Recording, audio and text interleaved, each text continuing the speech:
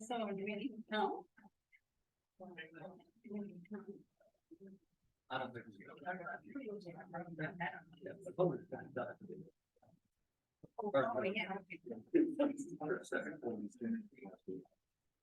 Yeah, we're good. Oh, I see.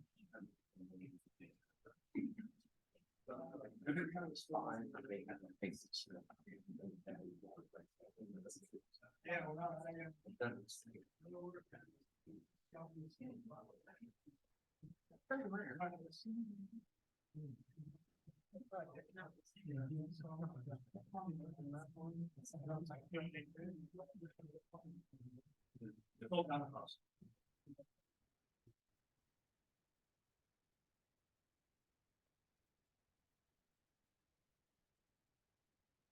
This one that I got in the mail, is that an updated one? When did you get it in the mail? No. Oh, yeah, yeah. Because I can tell them. we don't know anybody. Because they're- I think, yeah, so this other one that I got. It's called Lisa. Yeah. Okay, that's, I don't need a. There. There. Yeah.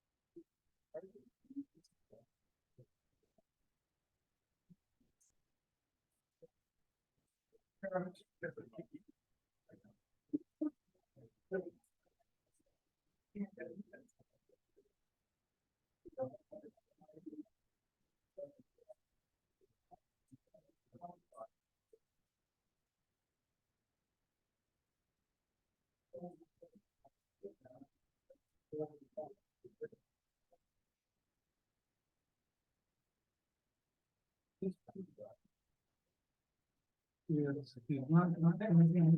He's here, he's here, there. but I mean, he's gonna be, here in a minute. He's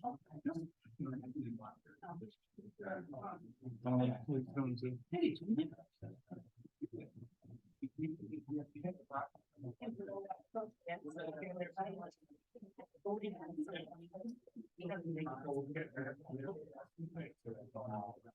Yeah. I don't understand that. That's all. Okay.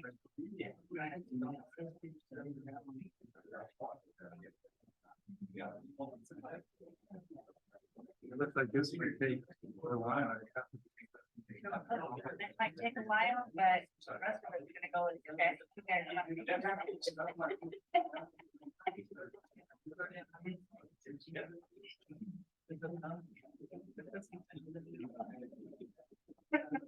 There we go. Good enough. This one might be. This one might be business. Yeah. Hey. How are you? Good. This is the only thing that I Gave you just unfunded about her. Oh, sure.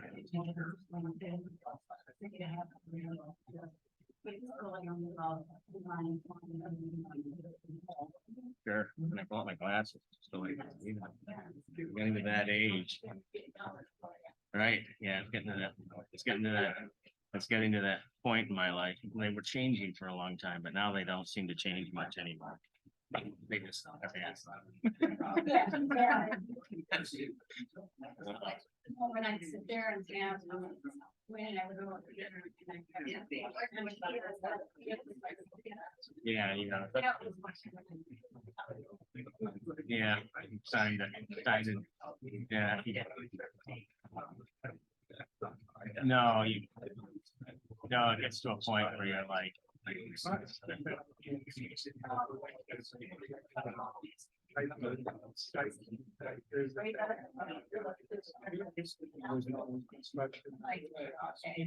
Well, I can still see everybody up here.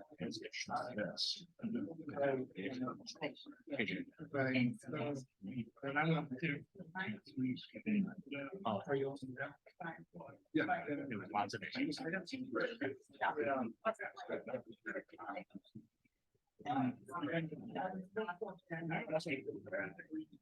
Well, at least you can see other people.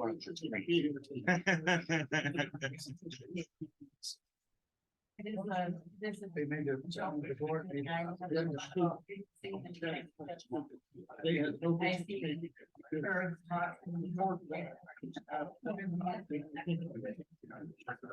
It's funny as I don't see a real tell. This is gonna come. I mean, I can still see how. This is gonna be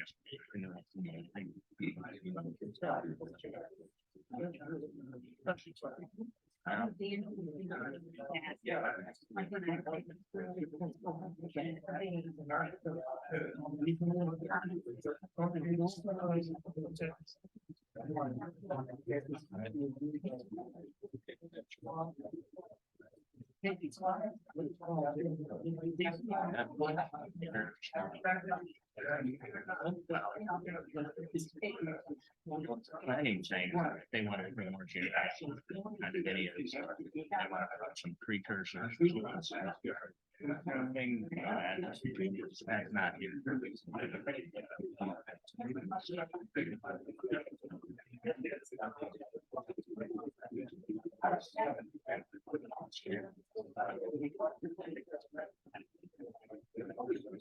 Right. Well, you know, I mean, they're. See how this rolls.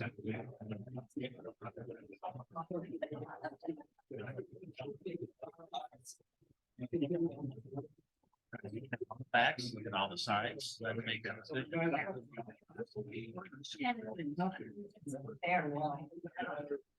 Yes. Right. Well, there's all, I read a lot.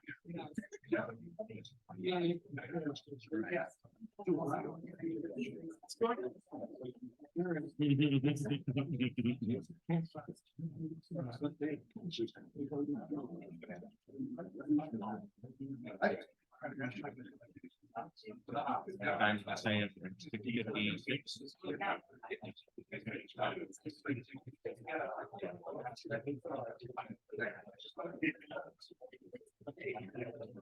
Going around today. You can figure it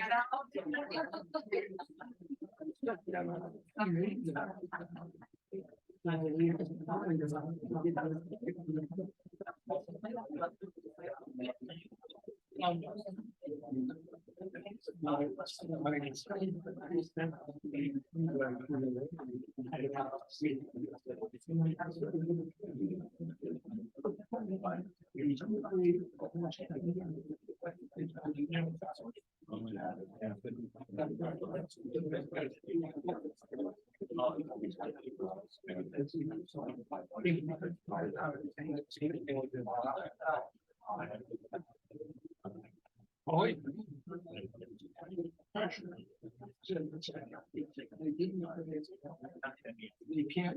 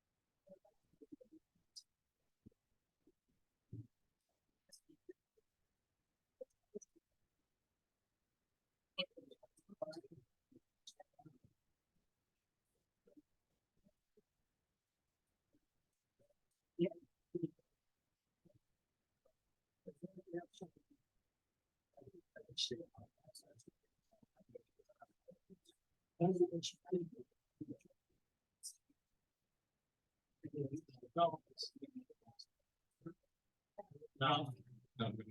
But I think that ZBA was the first time he came up with.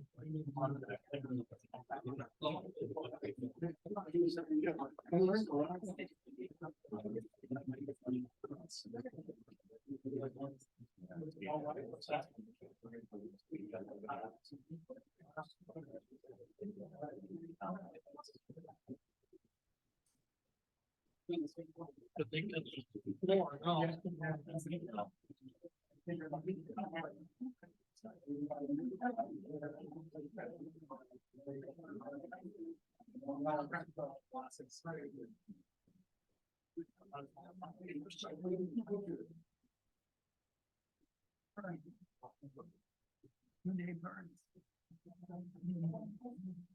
don't think I've seen that. All right, let's do a call to order. Alright. Pretty close. What guy, you know, what's this? Yeah. Yeah, I know, I might. Is it on? Yep. All right. It's 7 o'clock and it's time for our Whitewater Township Zoning Board of Appeals meeting here on Thursday, August 24th and the 23rd at 7. Can we have a call to order? So.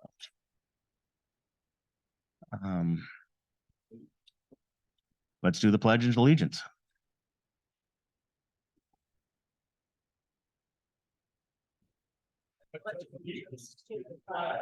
Of the United States of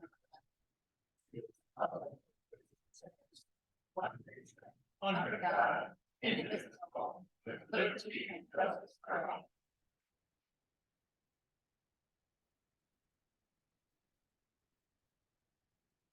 Could we have a roll call, please? Bowen, Here. Lake, Here. Garza, Here. Robo. Here. Very good. Let's set the agenda for today. We need a motion. No. No, I mean, anyone want to add anything? Okay. Anybody want to add anything? Anything? Adjust anything? No. Okay. Any declaration of conflict of interest here between us? None noted. Let's have an approval of the minutes of May 25th. So you have to do public comment that's not about this. Oh. So again, I'm sorry. You have to do public comment that's not about the case. Does anybody have any declaration conflict of interest that's not about the case? No, public comment. Public comment. No. We have to have public comment. Is there any public comment on conflict of interest? I have to ask if there's any public comment that's any kind of conflict of interest.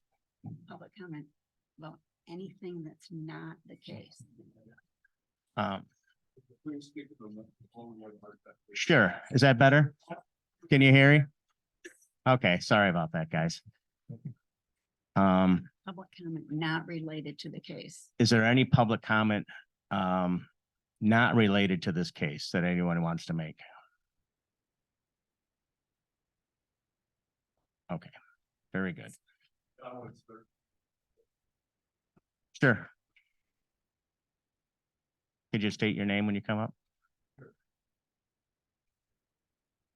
Jim Elliott, Whitewater Township. I just wanted to bring a point of order to see if there's an overcapacity in the building, so some people are standing outside here.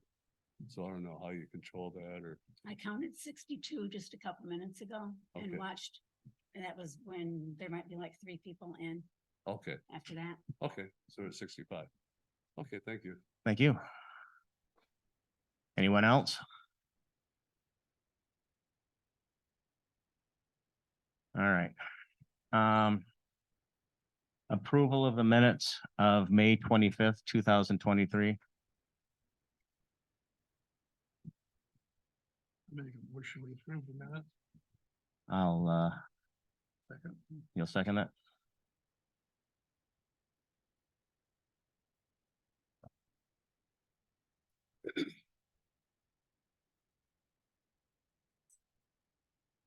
All right. All right. Roll call. You want a roll call? Roll call Lake Pardon me? You want? for the approval of the minutes. Yes. Lake, Garza, Yes. Robel, Yes. Bowen. Yes. All right, approval of the minutes of May 25th is approved.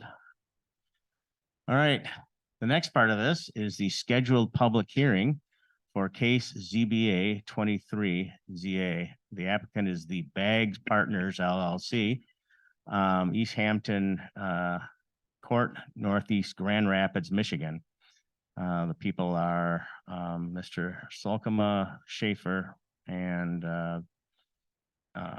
Solkema. The parcel is 2813-136-001-26631 Bags Road in Williamsburg, Michigan. This zoning district is the A1 district, which is agricultural. The request is an appeal on the May 3rd, 2023 administrative decision of the Whitewater Township, and is seeking a variance from the 4:1 depth to width ratio stated in section 7D of ordinance number 26, which is the land division ordinance. Okay.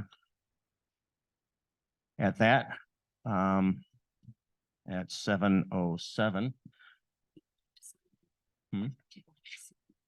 People have to sign. I will open the public hearing.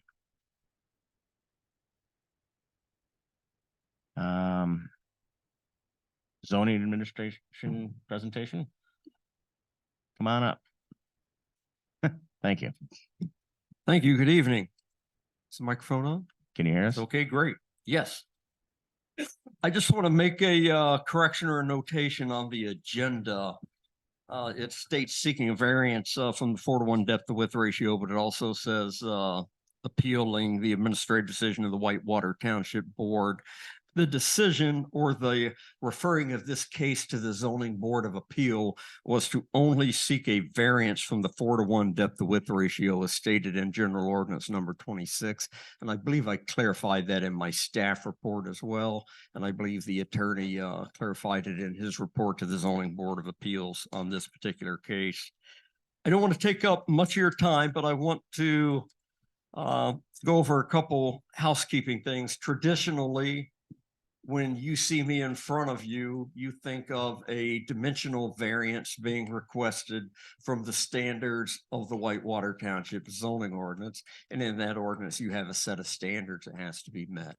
You are not applying the zoning ordinance standards in this case.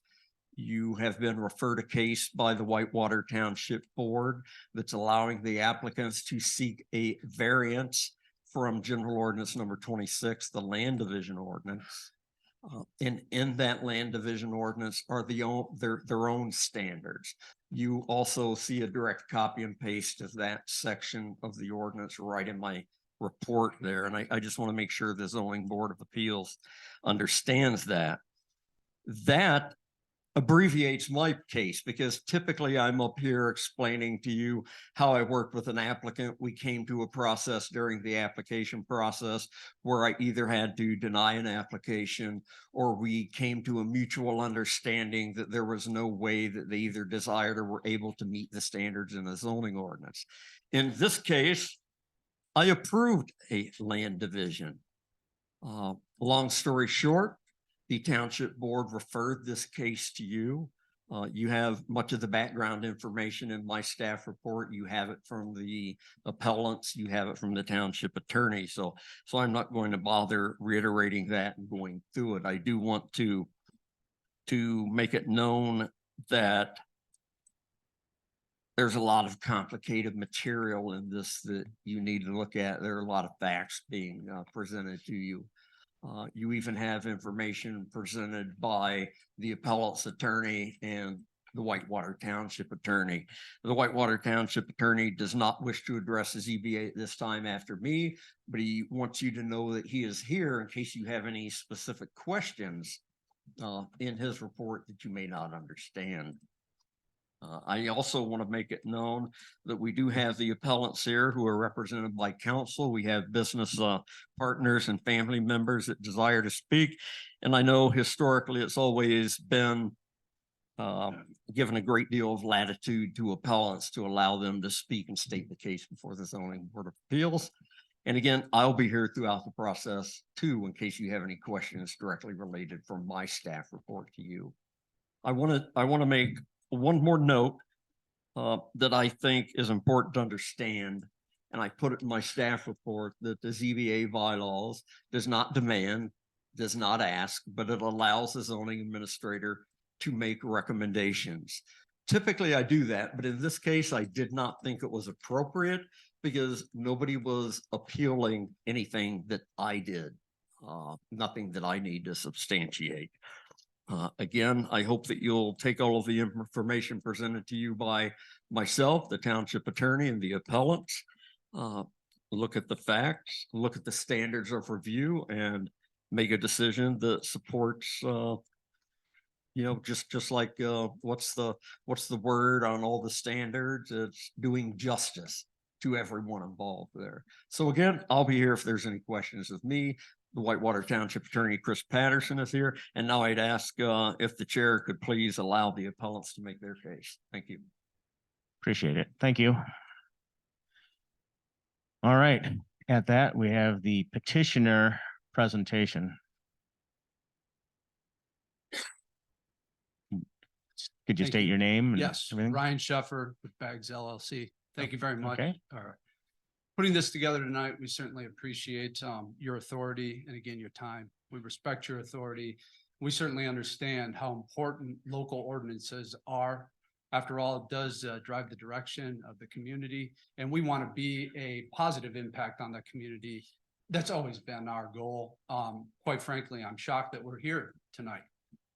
We bought a parcel of property in an area that we know very well. I've got a lot of roots in the Traverse City area, my partners as well. And it's just, again, surprising that we're here tonight. But again, I digress just to express my frustration. I don't want to waste your time. After all, it's our most valuable asset in life. So there are 5 conditions that need to be met by us for us to believe you granting this variance. Now, I want to just get out of the way. This has nothing to do with what we would intend to do on the property down the road. It's just can we do anything and build on the property? Is it a buildable parcel? So it has nothing to do with the project or lack of project into the future. So again, I just want to walk through those 5 conditions, and first one being that there's exceptional topography to this parcel. And there is. And in fact, that's why the zoning administrator back in 2020 did allow this parcel to be split, and it's in the exhibits that were delivered prior to our meeting here tonight. And so we relied upon those, understanding that the zoning administrator as a designee had the authority to create the parcel. And we went off of those thoughts as we pursued purchasing parcel. And to suggest that we didn't do any due diligence, it would be preposterous. We started our due diligence in September of 2021 and closed on the parcel in January of 2022. And my partner will cover some of the depth that we went to really get to the bottom of, would this be allowing of us to pursue our dream, quite frankly. And when you read our address as out of town, understand we want to be in this town. We're paying taxes. We want to make a positive impact. Everyone here, we would love to call our neighbors. But unfortunately, it feels very unwelcoming in the capacity that we're here. But again, I digress. The second that we're going to have, and I just want to back up, Mansfield Land Use Consultants, Doug Mansfield, definitely part of the community. He surveyed our land. And again, a copy of the survey is in the packet that was provided. And he also agreed that there is extraordinary topography there that would require perhaps a variance or some sort of different look, if you will. The second, strict compliance with ordinance 26 will unreasonably prevent the applicant from developing the property and render conformity with the regulation and the ordinance unreasonably burdensome. Well, if we take and say unreasonable is beyond the limits of fairness, I guess it's concerning that there are hundreds of parcels that do not necessarily conform to the 4:1 in Whitewater Township, and those exist unencumbered. And again, there's some documentation of that we'd be happy to share with you. But again, to consider, if we rely on the board's interpretation of this ordinance, we truly are talking about a worthless piece of property. And so again, that would seem unreasonably burdensome. The third, the requested variance will not cause harm and an adverse impact on the development of the surrounding property, the property values, or the enjoyment of the property in the immediate area. Well, first of all, it is private property, so it's not necessarily a park for the enjoyment of our neighbors per se. But certainly we want to uphold the rural character of Whitewater Township, and any movements we would do into the future would align with, I think, the goal that we're all here to promote. So granting a variance just keeps with the development momentum, whether we like it or not. The development momentum of this area is beautiful, and it requires that protection, and it requires adherence to the ordinances. We want to be part of that team. But property values, tax bases should increase if we were to build a structure on the property. Our direct neighbor was able to split into 5 parcels, ranging in the 1 to 2 acre range. And that would be, we have 30 acres. You know, that's what we're talking about here. So it seems like we would be right in line with what's happening in the area. And again, Doug Mansfield and Mansfield Land Use Consultants we spent a lot of time and energy with him. And he helped us really get a good understanding of this land and how we could make sure that anything we would do would not have an adverse impact. So perk, water runoff, all of those things have been accounted for. And again, we're not here talking about any future projects. It's just the viability of the land. And in the last 15 years, there have been multiple variances granted from a depth to width ratio in Whitewater Township. So again, we appreciate you hearing ours. Fourth thing, health, safety, and welfare will not be compromised. Certainly, again, we're making sure that the land perks, you know, any water runoff. We're talking about residential structure, no matter what that would be and what capacity it would be. There's nothing commercial. Therefore, we're not really, the safety and the welfare is something we will focus on. We'll make sure that we'll comply with all safety ordinances, best practices. And again, that's a focus of ours. The requested variance is the minimum variance necessary to permit reasonable use of this land. We are reasonable people. It's, again, concerning that we're here tonight, but I plead with you, this variance is our last chance to keep our property rights, which we did think that we had in this free world. free land, free nation. So I thank you for your time tonight. And again, I just again, thank you for hearing our case today. Thank you.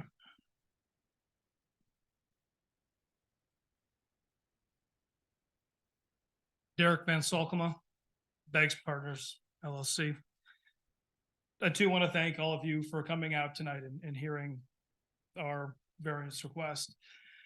Obviously, this is a very important thing for not only us and in this community that we, as my partner said, want to be a part of. You know, I've been coming to this community for over 22 years now. All right, from Grand Rapids every year for 22 years. Since I was a teenager, all I could ever dream about is wanting a property in Whitewater Township. I know that you have emails from neighbors, and that was their dream, maybe coming from Lansing or Detroit, and it was their dream to come up to live in this area. And that says something about the people of this community and the natural beauty of the community. And we wanted to be a part of that. And so we started our due diligence in September. After we were here for a week or two vacation, we found this parcel and started working with a realtor in this area and really dove into some of the questions of, what would be allowed on the property. But to say that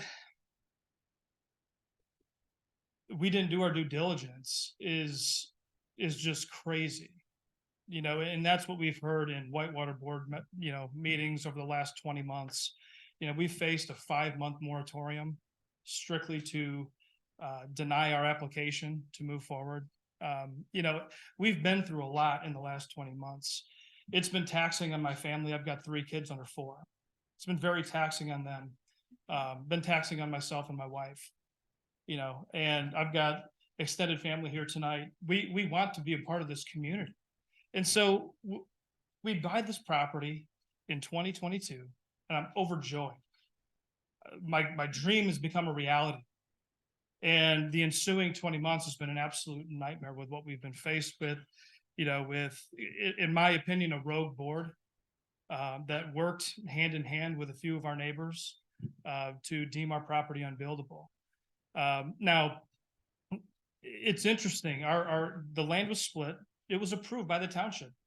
I think it was May 7 or May 10th of 2020 or 2021. 2020 by the zoning administrator, signed off by everyone. It's been on the tax assessor roll since then. And we've done all of our due diligence on that. We have made sure that we reviewed the signed application for land combination division and boundary adjustment document. The treasurer of the ZA signed off on it. We reviewed the PPM search with easement and restriction back 40 years. The title commitment was in good order. We made sure there were no active oil or gas contracts or leases on the property. We made sure our parcel was on the tax assessor roll, and it has been as a buildable parcel. When our neighbor was unable to build their dream home and had to move back to the Detroit area for a health concern, they listed their home for sale. And our neighbors knew that neighbor that sold us the property. If this property was supposed to be unbuildable, why didn't they bring it up when that neighbor was going to build a home on that property? They had the opportunity in 2020 to say, hey, that split is 6-1. It's non-conforming. None of them showed up there, and none of them said that's anything at the time. And what they did is this board was weaponized to retroactively revoke a land split. And we're supposed to take that we're supposed to take the burden of that and lose hundreds of thousands of dollars by a few board members deciding to do that. It's not the American dream. We live in America. We said the Pledge of Allegiance, which is absolutely awesome, and I love that. But we need to be patriotic. We don't live in a country that strips people of their personal property rights. We live in a country that allows personal property rights and respects those personal property rights.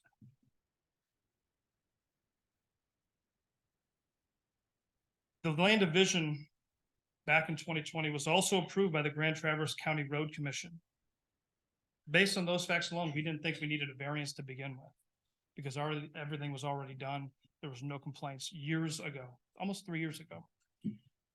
But we're here because, of a loud minority, but they are a minority, and they might be a lot of them here tonight. But there are people that do side with us. One Whitewater Township resident, who I won't name specifically, but we, were able to get documents through a FOIA request, said, I live in Elk Lake Farm subdivision, fairly similar to the Beggs Road development. And again, it doesn't matter what we do with our parcel, but that's just the email that they sent. You referenced in your recent flyer to the Whitewater Township residents, our neighborhood has no green space. Each home has its own well and septic, and the landscaping is maintained by the property owner. It is my opinion that the landowner and developer should be able to do whatever they want with their property as long as it fits within the zoning ordinance. Rural character and increased traffic has nothing to do with it. Home sites and subsequent tax dollars are definitely needed in this township. New homes will bring families to our schools as well as feed our local economy. I was here last week for a business meeting, and I spoke with someone who is a teacher at the Mill Creek Elementary School. Told him that I had, bought land here and had been going through it. And they said, I can't believe it. That's just crazy. But we'd be on your side. We could use more children at our schools. That's what this will bring. Prosperity. It'll bring a bigger tax base. And you get people that want to be a part of this community. Our neighbors have expressed concern about the property's 6-to-1 ratio. Again, they didn't bring it up when the other landowner owned the property and they were going to build their dream home. They should have done that at the time. They didn't. Our realtor, she might be here tonight. If the parcel was sold to us, quite frankly, it should have been noted that it was an unbuildable parcel or non-conforming parcel. It wasn't. It wasn't on there. So how would we supposed to know? We've done all of our due diligence. Now, Ryan hit on it. Our direct neighbor right next door split his property into 5 pieces. Smaller parcel than 30 acres, split 5 parcels. I didn't hear any township board meetings discussing that. I didn't hear any of the neighbors discussing how that was going to increase noise, traffic, pollution, this and that. So why are they targeting us?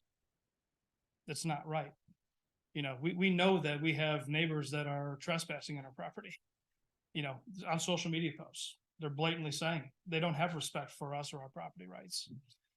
They want to use it. They don't want to pay for it, but they want to use it. It's not right. So, it's this tyranny of minority voices. They cannot be allowed to control property that they don't own or have personal property rights to. So please keep that in mind I'm sure this is an emotional thing for all of us. Again, we'd love to be good neighbors. We want to be good neighbors. I want to get to know people. I love the neighborhood I live in right now, but I want to get to know people. Obviously I like to talk, right? So that's why I'm still chatting. So, I want to do this, but I'll try to stick to the points here, guys. In the FOIA request, there's more than a dozen completely redacted emails from the township supervisor regarding our property. Why can't we be privy to information? I could understand maybe blocking out a name or an address, but to not show us what they're discussing is what is there to hide? What kind of ulterior motive could there have been where we can't be privy to that kind of information? Cheryl Goss, in an email to the township board on April 10, 2023, wrote, "What is inappropriate is Ron Pop's ongoing relationship with the Highmores, whereby he took a complaint from them in August of 2022, did not advise the board for months that the complaint had been filed, and proceeded to conduct his own investigation behind the board's back and incurred attorney fees in the thousands." Why is one board member going behind all of the other board members' backs and doing his own investigation on our property? It's not right. Something was going on there that should never happen. And I know he's here tonight, and I hate to call him out by name, but that's word for word what was in the email. That's not right. A 5-month moratorium while we're still paying taxes on a buildable parcel. We're still paying taxes on a buildable parcel, even in this summer tax. Property's been deemed unbuildable. We've lost at least 80 to 90% of the value. We're still paying taxes as if it's a buildable parcel. How is that right? How is that fair? I emailed Bob Hall, the zoning administrator, back in August 18 of 2022 to get an answer as to why they put the moratorium in place. Potentially not by the books, as the township attorney is well aware, you know. So I passed on that information to the township supervisor. Emailed the township supervisor, hey, what's going on? How long is this going to take to get done? I didn't hear back from him. I called, left message, don't hear back from him. Still have not heard back from him to this day. I'm a constituent, I'm a taxpayer, and the township supervisor won't get back to me. Certainly we get back to my neighbors. I'm trying to make our property unbuildable. Doesn't seem right with what we're going through. Again, I shared these emails just to reiterate how this board came up with the decision that they did. It's a beautiful 30-acre parcel. It was split. It was approved by the township. They should not be able to retroactively revoke a prior split. The beautiful thing about tonight is there is a remedy for all of this. And we stand before you tonight to ask for you to approve the variance for us so that we can be a part of this community. Thank you for our time. We really appreciate all of your consideration when you're going through this. Thank you. Appreciate it. Anybody else? I'm Michael Herring. I'm the attorney for them. I'm going to keep my comments brief as well. I know Sure. you've read everything that Bob put out. I think he did a fantastic job really articulating what's going on here. Yeah, sorry, I'm a little And- taller. Yeah. How's that? Is that better? Better? Oh, dear. Oh, boy. I'm gonna have the whole thing in my mouth here in a sec. Is that better? That's better. How about? Yep. Right there? There you go. Oh, You can hold it oh, also. I can hold it? Yeah. Oh, can I walk around and Yeah. talk to everybody? What a fantastic. I'm great to have you here. Wonderful. Thank you for your support. If you do, you gotta We do sing. appreciate this. What's that? If you walk around, you gotta sing. Oh, I can do that too. I can do that. How long do we want to be here now that I've got the microphone? Oh, excellent, excellent. So I think the thing that I wanted to really convey is there are 5 points that we are trying to make, and they are the 5 points of the variance. And if we can get those approved, I think that would be fantastic. And I think a lot of this comes down to that there was a split made in 2020. Somehow there may or may not have been an error in that process. I don't believe there was because Bob Hall went out through his capacity as the zoning administrator, looked at that parcel, deemed it to be in conformance using the authority given to him through the ordinance and said, well, let's make that a parcel. And they did. They went through that process in 2020 and then boom, there's this parcel. Now it was later bought by my clients, and then from there, we are in this situation. Oh, I got ink on myself. Oh, I got this microphone. Okay. So it really kind of comes down to the 5 factors, the exceptional and extraordinary. I think Bob nailed that. We also had another person, Doug Mansfield and Associates, another person who goes out and can look at surveys, did the topographical.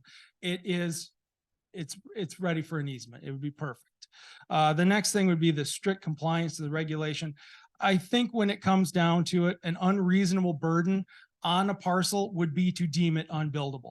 I can't think of a greater unreasonable burden than to take 80 to 90% of the value of that parcel. I talked to Don Coons, the assessor, because I was curious, well, what would it be in the taxable rolls? Now, we didn't get a good exact number because ultimately there isn't one until she goes out and does it. And that would be happening in the spring. But at that point, considering they bought it for $250,000 and 80%, which is what I threw out to Dawn, she said, yeah, that sounds about right. 80%, that's $200,000. So if you woke up tomorrow and you check your 401k and it is gone by 80%, and it's because the township said to you, well, yeah, we need to do that. That's what happened to my clients. That's why they're so upset. That's why they're saying, what is going on here? And let's go into the third one, the request for the variance in developing the surrounding properties and the property values. What I find interesting about this one is if the township just deemed their parcel unbuildable, they've created a worthless parcel. Now, the thing is, it affects other parcels. I have some documentations, and because I've got the walking microphone, I'm gonna give these to you. So these are emails that this is an email I received and it's redacted. But I'll give each one of you. Do you mind sharing over here? Yeah, Got these for we can do you that. too, if you don't mind. if that's Sure. okay. And then you need one too. All right, all right. So during the process of doing this, this is the township treasurer said to the board that on, oh, good God, I can't read that all these time. Kamengamo? Does anyone know how to say that road? It's at the very bottom of this one. Right at the bottom of the redaction there. See that one? Yeah, it goes in the back. That one. Yeah, I'm not quite sure. Do we know what that road is? Sure, what is it? Sycamore. That road? Sycamore? Sycamore. Skagamog. Oh. Does everyone know that road? Oh, do you know that road? Do you know that road? Do you know that road? We know that road. Whoa.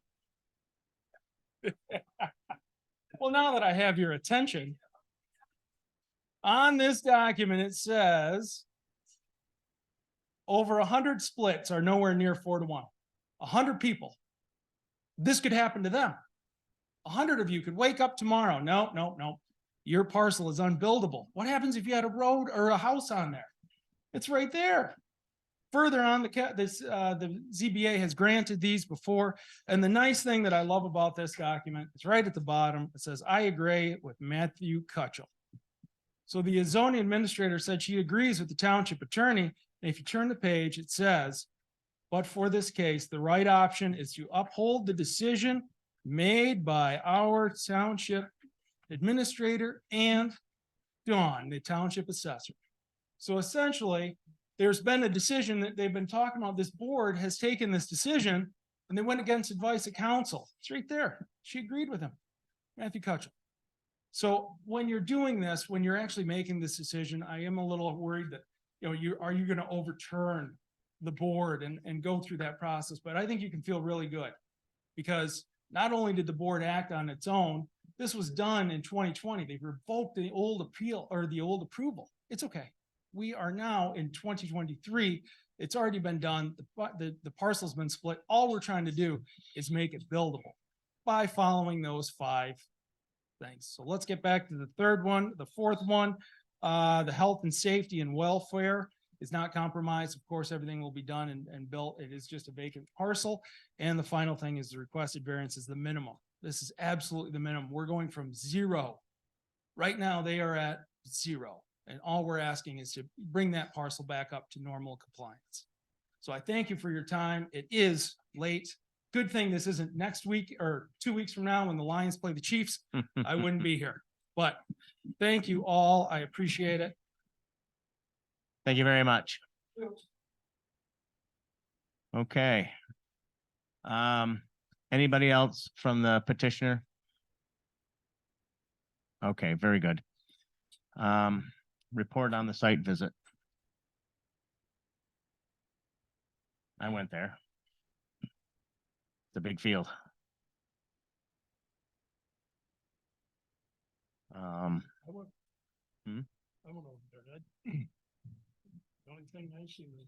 Yeah, you might- Sorry about that. I'm not gonna sing and dance. I went over, I looked at the property and I got a lot of questions about it. I'm wondering about the drain off on the property that would be running to the southeast. My concern would be just what are the plans for that property because there are 1, 2, 3, 4 people involved in it.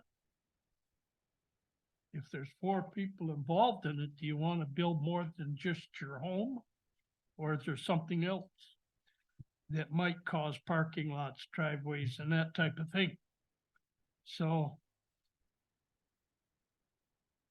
I'm gonna have to wait and listen, and I got a couple more questions to ask, but I'm gonna wait and see what boils down here. Thank you. Mr. Roble? Yeah, I went out to the site and I looked at it and I saw the trees in the back and the reason for making the adjustments so that I could back to them. I saw the low line, low area to the south. I didn't see anything particularly troublesome. We're not talking about what is going to be built there or not. There is obviously something into the planning commission on a preliminary review, but that doesn't enter into this at all. This is strictly whether the 4-to-1 rule applies or not. Secondly, you two in particular have been involved in previous reviews. We have. Made decisions in Mhm. all cases have been positive, as I recall. So I don't understand. I obviously don't understand why we're here because as I read the law, anything over 10 acres is not subject to the 4-to-1 rule, period. It isn't, as far as I can see, there is no ratio on anything over 10 acres in our township. So why are we here? Why did the board do what they did? I don't understand that at all. To me, as I said, they made this unbuildable. To me, and what I've recently understood, that qualifies as taking by the township. They have taken the value of this parcel away, the value that is enjoyed by the other parcels in this area, and they have taken their value away without a due process and without compensation. So that's just plain wrong. Anything else on the site visit? Mr. Garza? No, I didn't go to the site and I was just concerned with the essence of the meeting tonight, which is just the 4-to-1 ratio. And is it going to be varied? So. All right. Correspondence.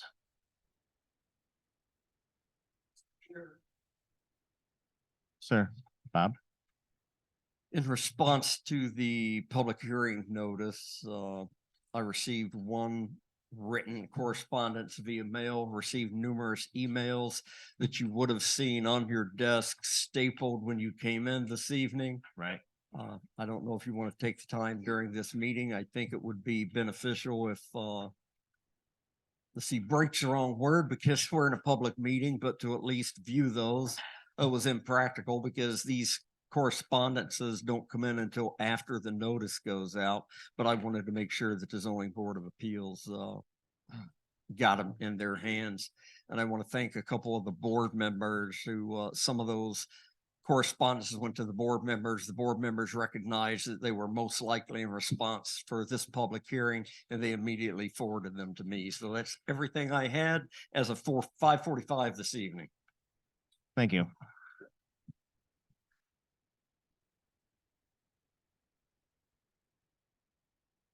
Well, there's a lot of them.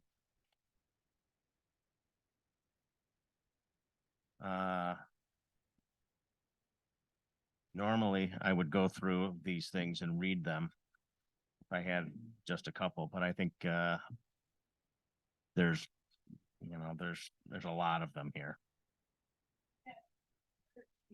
13.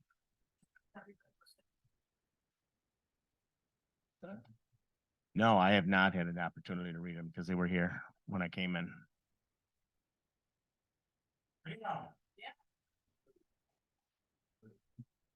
Is the person who sent the emails here tonight? They could be on Zoom. Pardon me? They could be on Zoom. On the Zoom. Oh, you could come read your own email. Some of the people emailed because they couldn't be here. Oh, And I did have a chance to read these emails and there are for and against. Equal representation, and I will tell you, there are some very good points made. Right. That we're making. But like. I've heard you guys, so what I'm gonna do is I'm gonna read them for you guys. All right? Good. I might do a little synopsis on some of them, but I'll tell you who they. Denny and I recently led a letter to the editor of the Elk Rapids paper from Connie Highmore. We are unable to attend the meeting, but we wanted to duly noted that we agree with the Whitewater must follow the law of ordinances and master plan must be upheld. Not doing so does in fact set a dangerous precedent. Danny and Jan Fox. To the elected township boards, I have concerns, and this is from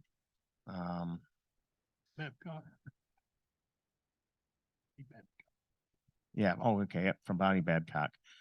To the elected township board members, I have concerns about the Bag Roads proposed development. My main concern is that the township board is not following ordinances concerning this new development. Ordinances are in place to protect landowners from being forced to deal with random development issues that could cause problems for themselves and their neighbors. Not following these ordinances now is setting a precedence for a future that may open the possibility for lawsuits and litigation that we don't need and can't afford. This type of development does not fit into our rural landscape. The form of development supports and encourages non-residential seasonal housing and does not provide a solution to affordable single homes. Thank you, Bonnie Babcock. From Mindy Gallagher. I guess that's from, my name is Jamie Gallagher, and I'm a resident of the township living on Bags. It is understanding that in May, the board voted that this parcel in question is unbuildable per General Ordinance 26. It now appears that the decision, again, despite our ordinance in place, is being reviewed by the ZBA. It is the understanding which I have based upon the above is accurate, that there is very dangerous precedent being set by ignoring and possibly overturning decisions that were based upon ordinances in place. The fundamental question becomes one of honor and complying with ordinances that were put in place for a reason. I strongly oppose overturning decisions based upon ordinances in place like this. This one retaliating to the Bags Road condo project. As a resident of the township, I ask that this ordinance be followed and any consideration of overturning be stopped. Regard, Jamie and Mindy Gallagher. From Mark Rickey. We will be out of town on Thursday, so request that my letter be read. My wife and I realized our dream home that started 42 years ago to be able to live in northern Michigan. Sure enough, we moved to our home on Hoyles Drive in 2018, particularly because of the lake and the rural character of the immediate area. We enjoy seeing eagles, deer, and other wildlife on the Bags Road corridor, all of which are part of the underpinnings of living in the country. In the meantime, Traverse City has national exposure as a great place to live and recreate. They've done some very careful planning to help ensure the growth is manageable over the long term. I am extremely concerned that the Bags Roads condo project will be the first step towards our area becoming Traverse City East. Methodical growth in our township is welcome, but it needs to be with the realm of what the township ordinance. Being from Grand Rapids, it doesn't appear that the developer cares about the rural assets that surround us. After the developer spent so much money for this land, to potentially see it not to come together would be rather embarrassing. So if the developer wins, where will the Eagles go? This is from Deborah Gale. My husband, Jeff, and I moved 1 year from Wisconsin. We were struck by the beauty of this area, and we came from a rural setting, which we owned acreage. We were looking for something similar, quiet acreage with natural beauty and abundant wildlife. We found a 3-acre parcel just north of 72 where we have a natural prairie meadow and a view of Lake Skagamog. We are not privy to this development since it was really originally rejected by the township due to not meeting the zoning law requirements. This property in question lies directly against the long eastern plain of our 3 acres. Will be directly impacted by this development. We were dismayed to learn that the appeal to obtain a variance in the current zoning laws assumption are as we would never have considered this property had we known a condo development was under discussion. I'm sensitive to the loud noises and work from home. Constant construction noises, dust, increased traffic and congestion, and most importantly, the destruction of trees and elimination of wildlife are all ways in which that will lower our quality of life. There are bald eagles that live in these woods. They hunt rodents on my meadow and land. All of these will cause me and my fellow neighbors lower quality of life, and in my opinion, we will go against everything that this township represents. I believe your mission statement is the Whitewater Township Board will strive to maintain the rural character of our community, to enhance our quality of life, and to utilize your tax dollars in a fiscally sound manner. This project will violate the two components of your mission statement. How does this project fit into your mission? It will definitely go against the rural character of the community, and it will not enhance our quality of life. It will greatly lower our quality of life as well as the value of our homes and property. The density of this project doesn't belong in this township. Additionally, your review process for granting variance requires 4 rational reasons to be true in order to grant a variance. The rational reasons why a conclusion is made shall be as a minimum. The property cannot be used in conformance to the ordinance without the requested variance. If the problem is due to a unique situation not shared in common with other property owners, if granting the variance would not alter the essential character of the area, if the problem requiring the variance was not self-created. All of the 4 points must be found true or an affirmative, or a variance shall not be granted. Clearly, number 2 is not true, as we all know the same laws with regard to lot size and shape. This is not a unique problem to this landowner. Number 3 most definitely is not true of this variance request. Otherwise, you would not be getting the outcry from the Whitewater public. I'm disappointed this even made it to the appeal stage, and it's clear that doesn't meet the zoning laws with regard to lot size and shape. It will change the essential character of my direct surroundings. I did not move here to own a home right next to a condo development. I chose this charming and beautiful area because of the mission statement and commitment to keep the rural character of the township. Your zoning laws, from what I gather, were made to ensure that the rural nature of Whitewater Township stays this way. It is the reason that most of us, if now, live here. Do you really want to go against all of this? What precedents will this set? How many more developments will there be once you have one? Eventually, this township won't look anything like your mission and vision anymore. Listen to your constituents. Thank you. This one is from Albert Brown. I strongly oppose the proposed Baggs Road condo development. The dense development is not in keeping with the rural nature of the current homes in the area. The zoning board should follow their own guidelines, and prevent this unlawful project. Do the right thing. We will be watching.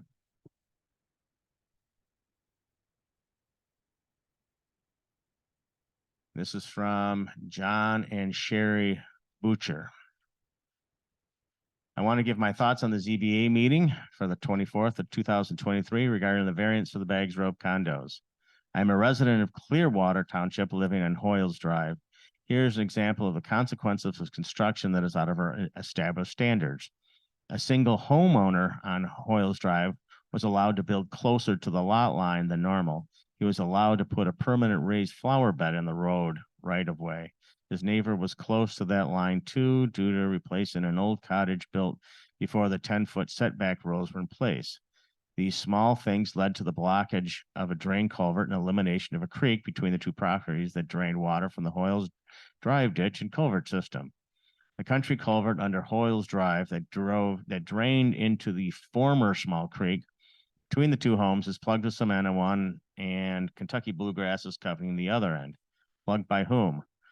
The Hoyles Drive drainage ditch and culvert system is there to prevent rainwater and groundwater from oversaturating the base of Hoyles Drive. It's not doing that now. Hoyles Drive is rapidly falling apart due to this. This one blockage affects most of the road.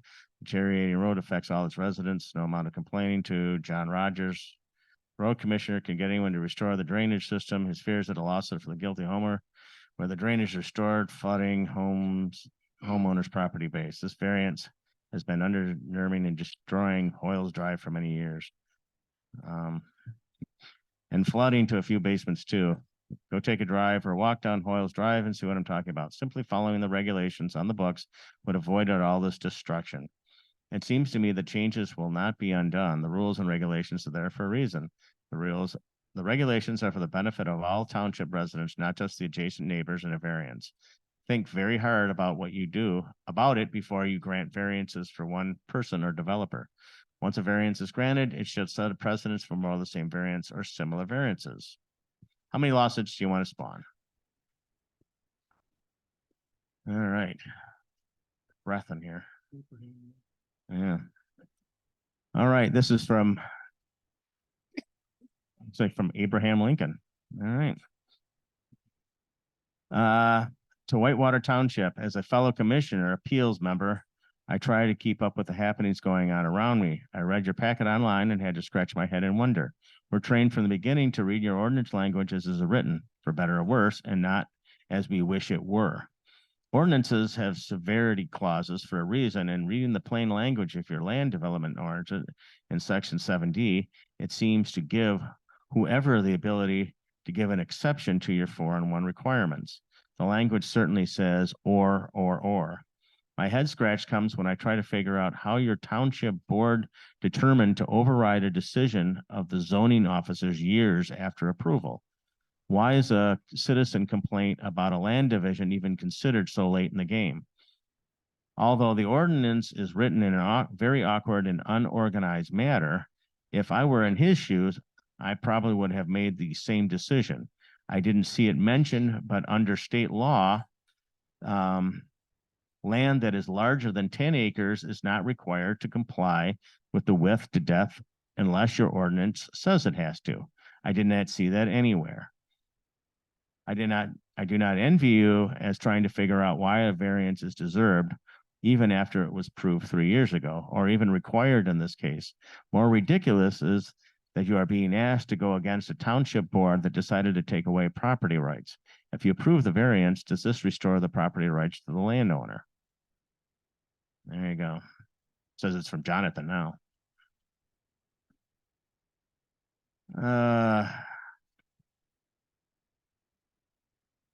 Let's see. I am writing in favor of granting the appeal brought by Baggs Partners. I think it is important to keep in mind that the width to depth ratio is regarding a single 30-acre parcel. This appeal has nothing to do with the current owner may want to do in the future with the 30-acre parcel. Whether we like the idea of more homes in the area or not, this appeal is strictly related to the single 30-acre parcel. There's a lot of information presented in the packet that explains the wanting to keeping trees and the topographical issues that warranted the original approval of the land division in April 2020. Ordinance 26 clearly gives the governing body, the Whitewater Township, or a person designated by the governing body, the zone administrator, the right to approve land divisions that create a parcel within a width to depth ratio of more than 4:1. At the time, the township board addressed the neighbor's complaint about the approved land division at a special meeting in May 2023. It had been 3 years since the original land division approval and over a year since the current owners had purchased the property. The Zoning Board of Appeals has approved multiple width to depth variables over the last 15 years. The state law indicates parcels of 10 acres or more do not have to meet the 4:1 ratio. The township ordinance does not counter that. Just a note, I find it interesting that someone with access to editing the township website placed a recording on the website where the zoning administrator was questioned about and made a statement regarding the split a full year after it has been completed. In the recording, the ZA indicated that he had made an error. After fully investigated on the part of the ZA, found that he had not made an error and that he had misspoken at that particular planning commission meeting. However, even after the ZA made it clear that there was no error made, the township kept an erroneous information on the website and included no reference to the corrected statement. In my opinion, the 3 board members that voted to make the parcel unbuildable did not vote in the best interest of the entire township, but only in favor of the one block of neighbors. The township board represents all residents and should keep in mind what is best for all the residents of the township, not just a select few. There are a number of vocal people who have not given all the facts and are not referencing all the facts. I'm hoping the ZBA will look at the facts and not note the emotion behind the statements people are making that in some cases are based on incomplete and inaccurate information. My best to the ZBA. Lois McLean.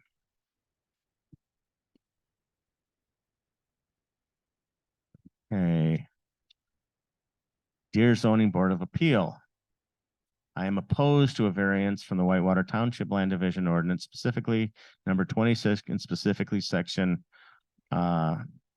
he's got 7D, or yeah, also known as 6631 bags. Please deny the variance request. Thank you, John King.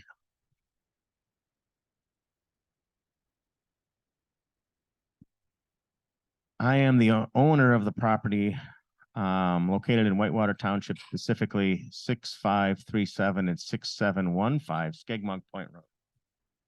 I understand that the owner developer of the captioned property is requesting a variance from the Whitewater Township Land Division Ordinance number 26, specifically section 7D, which requires new subdivisions or parcels not exceed a 4:1 depth to width ratio. I believe this ordinance was adopted by the township to maintain the rural and open feel of the surrounding area. Reducing the size requirement for the proposed development goes against the township's goals to maintain a rural character. I do not support issuance. I do not support issuance of the variance. Robin Kettlemel, President, Grab Incorporated. This is from Emily Michelle, yeah. As a township resident, I want to share the opinion of my household regarding the proposed condo development on Baggs Road.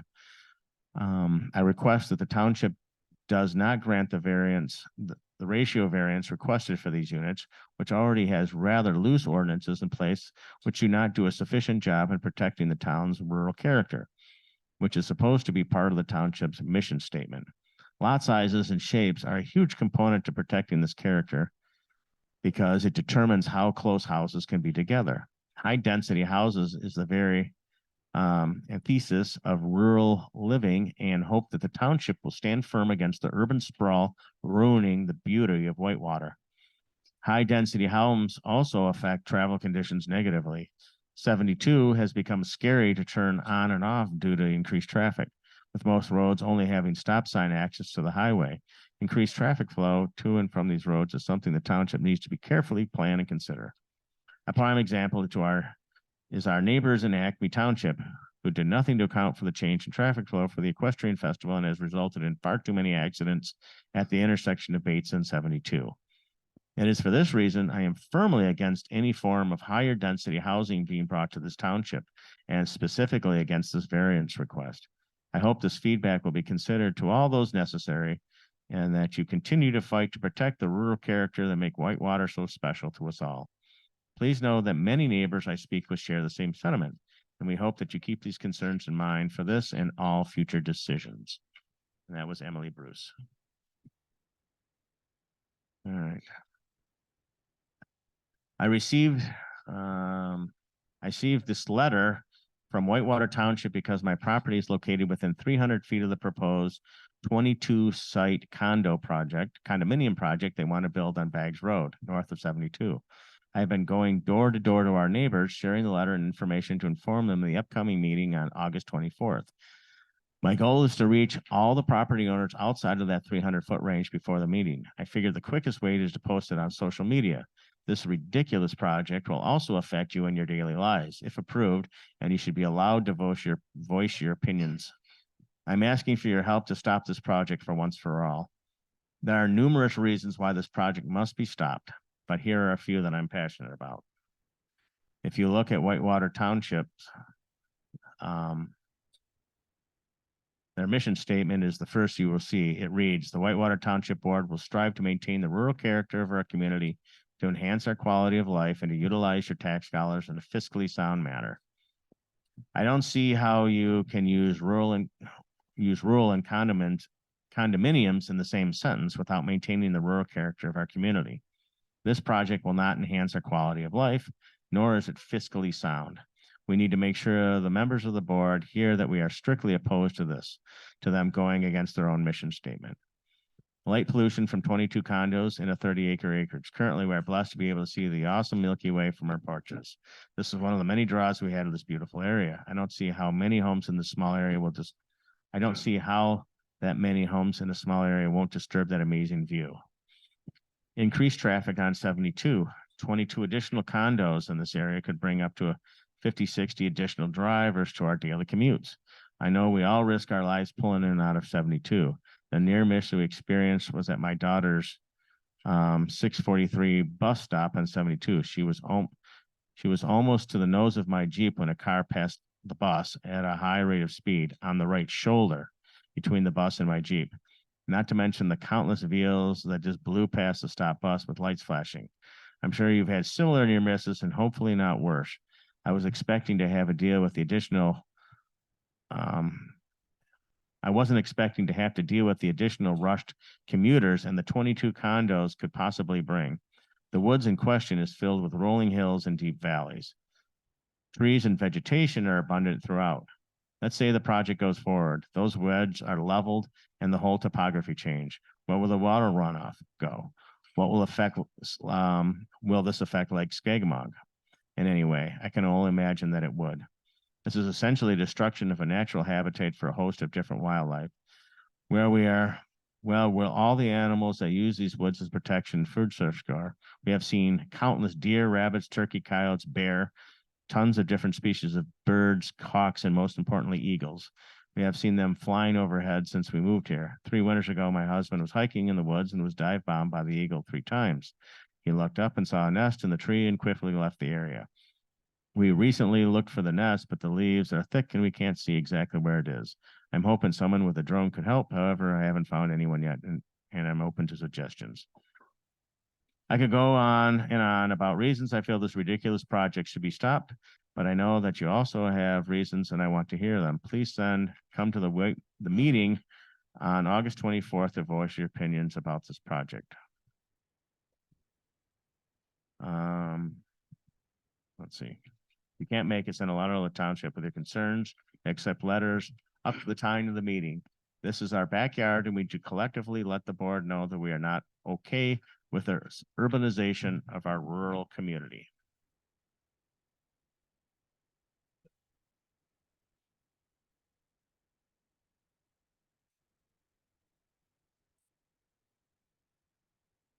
Hey guys, we're having a meeting. We'll keep that. We have public comment. All right. Thank you. Appreciate that. Thank you, Mr. Chairman. Yeah. All right. That was the correspondence. Hey, Bob, could you get me a glass of water over there? I'm starting to lose my voice. Yeah.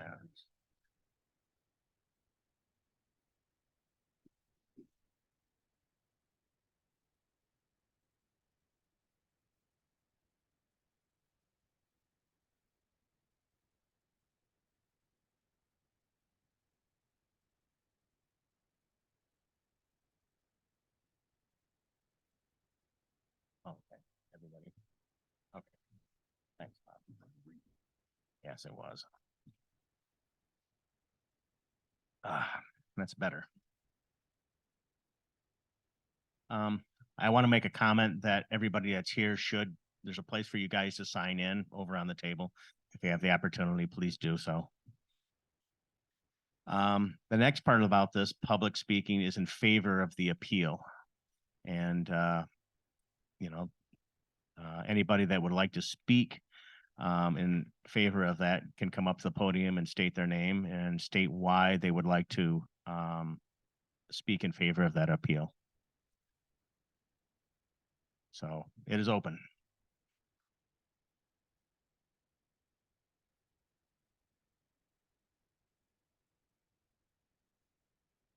Charles Meany, 7201 Open Meadow Lane, Traverse City, Michigan. Could you speak a little louder?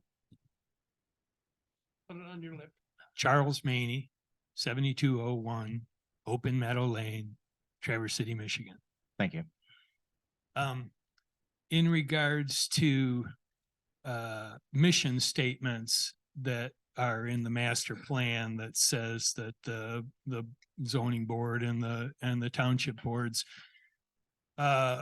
overarching plan is to maintain the rural character of a township without documented specifics regarding ordinances, stated ordinances that spell out how that's to be gone about. The township just opens itself up for just a myriad of litigation. It's great to have a mission statement that says we want to maintain our rural character, but we also are a land of laws, and those laws get us to that point. So if the laws don't, specifically enumerate how you're going to get to that goal, then it's a moot point, in my opinion. The other thing I'd like to say in regards to property rights is I own a 5-acre parcel of land. It's surrounded by dozens and dozens of wooded rural, you could, count it as a rural community. But I don't own anything but my 5 acres.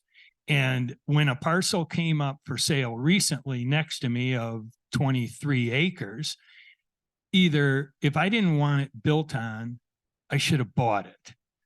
If I bought it, then it was mine and I could have left it unbuilt and let the wildlife continue to live there, but I didn't. And so the next guy that does buy it, or it was purchased, it was sold, he's got every right to do with it what he pleases. I only own the acres that I'm built on. And so being a good neighbor is also involves not depriving your neighbor of his ability to reap the benefits of his investment also. I believe that you're considering a lot of issues that don't specifically apply to this case, that it's all about the size of a ratio of a size of a parcel, which there seems to be some debate amongst yourself whether or not 33 acres is even included in that restriction. That I would probably want to get nailed down right away, because otherwise none of this means anything. If it doesn't, if the 4-to-1 versus 6-to-1 doesn't apply to this parcel, then no need for a variance. 22 home sites on 30 acres is an average of less than, or more than an acre per home. I warn the people that live on less than an acre of land, or have less or have an acre parcel that they want to sell in the future to, retire on that money or whatever. You're in danger because you could lose your property rights. They could say, no, that's too dense. What is too dense? Who gets to determine what too dense is of development? It should be spelled out ahead of time in an ordinance or a building code or something to that nature, not brought about after the fact, when something, and like I said, if I don't want the land next to me developed, I had every opportunity to buy it and I didn't. Thank you for your time. Thank you. Anybody else in favor of the appeal that would like to make a comment?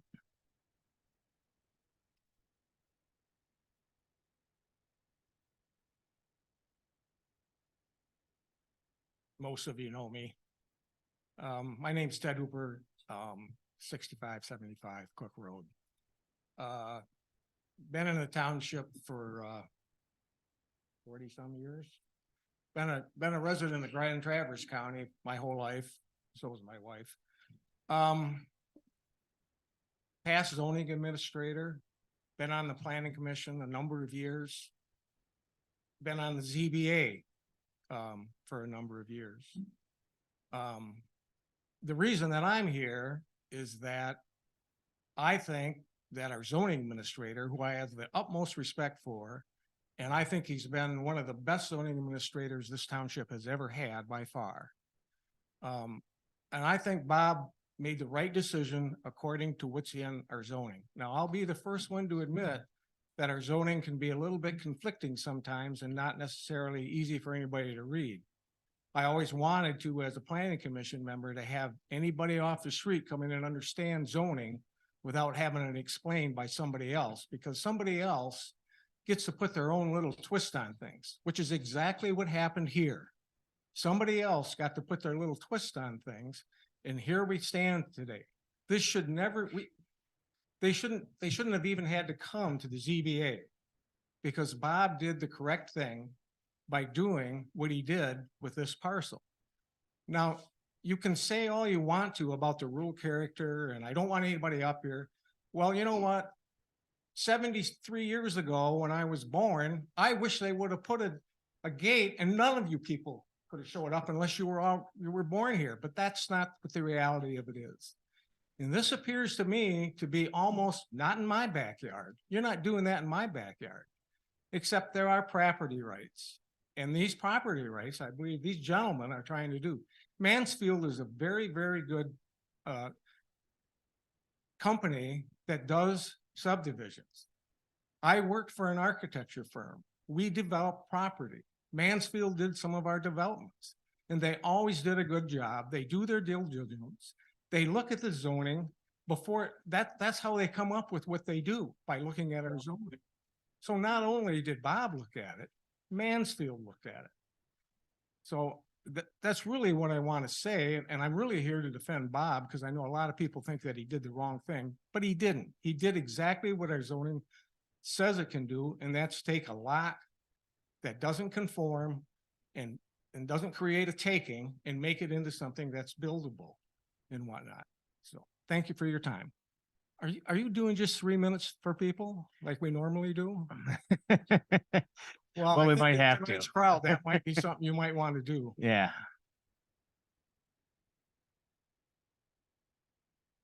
8:15. Okay, anybody else that would like to speak in favor of the appeal?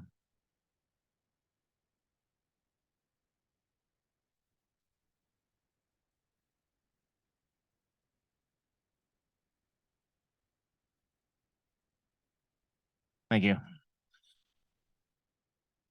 Anybody? Going once? Twice? All right. Public speaking in opposition to the appeal. And like I said, we are starting to get run on time, so come on up and state your name and we'll go from there. Connie Highmore, Baggs Road. I'm going to play a recording. Will you come back up here and fix my phone so I can talk? I'm going to play a recording for you. It's a PC meeting. The two voices you're going to hear are going to be the chairperson, Kim Mangus, and Bob Hall. And it will address the 10-acre error that you stated, Mr. Roble, respectfully. And so we're going to play that for you right now so you can hear. As well. Yes, let me Can you hear it? Nope. Thank you for reminding me. Is this mic off? Check. It's the end of the phone speaker. Put it on the end of the phone. Put it on the end of the phone where the speaker is. The mic. And Bob was not something on the land division as well. Yes, let me bring that to everyone's attention. Thank you for reminding me. It was brought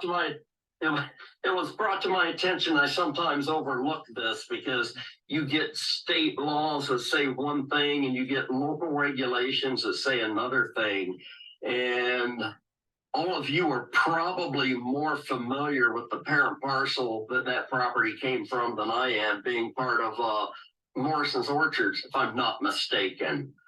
The Land Division Act states that any parcel over 10 acres, and this is in section 109, is exempt from the 4:1 depth of width ratio. However, in our subdivision control ordinance, land division ordinance, we supersede that with the 4:1. So there was an error made back in 2020.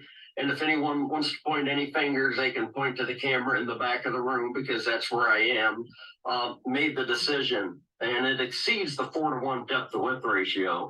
After a brief conversation with legal counsel, which you usually do in these, but because it was done 2 years ago and time has played a factor, and most of those parcels have already sold, and I know of at least one, if not two, have been issued land use permits to build on. I don't want to say let bygones be bygones, because that does not give the do credit to the action. It's basically a I forget the term now, it escapes me, I'm sorry, but I don't want to call it selective enforcement, but the township is going to make it right by not taking away the owner's rights, because the error was made by the township in allowing a parcel to be created that exceeded the land division ordinance requirements. I don't know if I explained that well enough, but I hope everyone understands.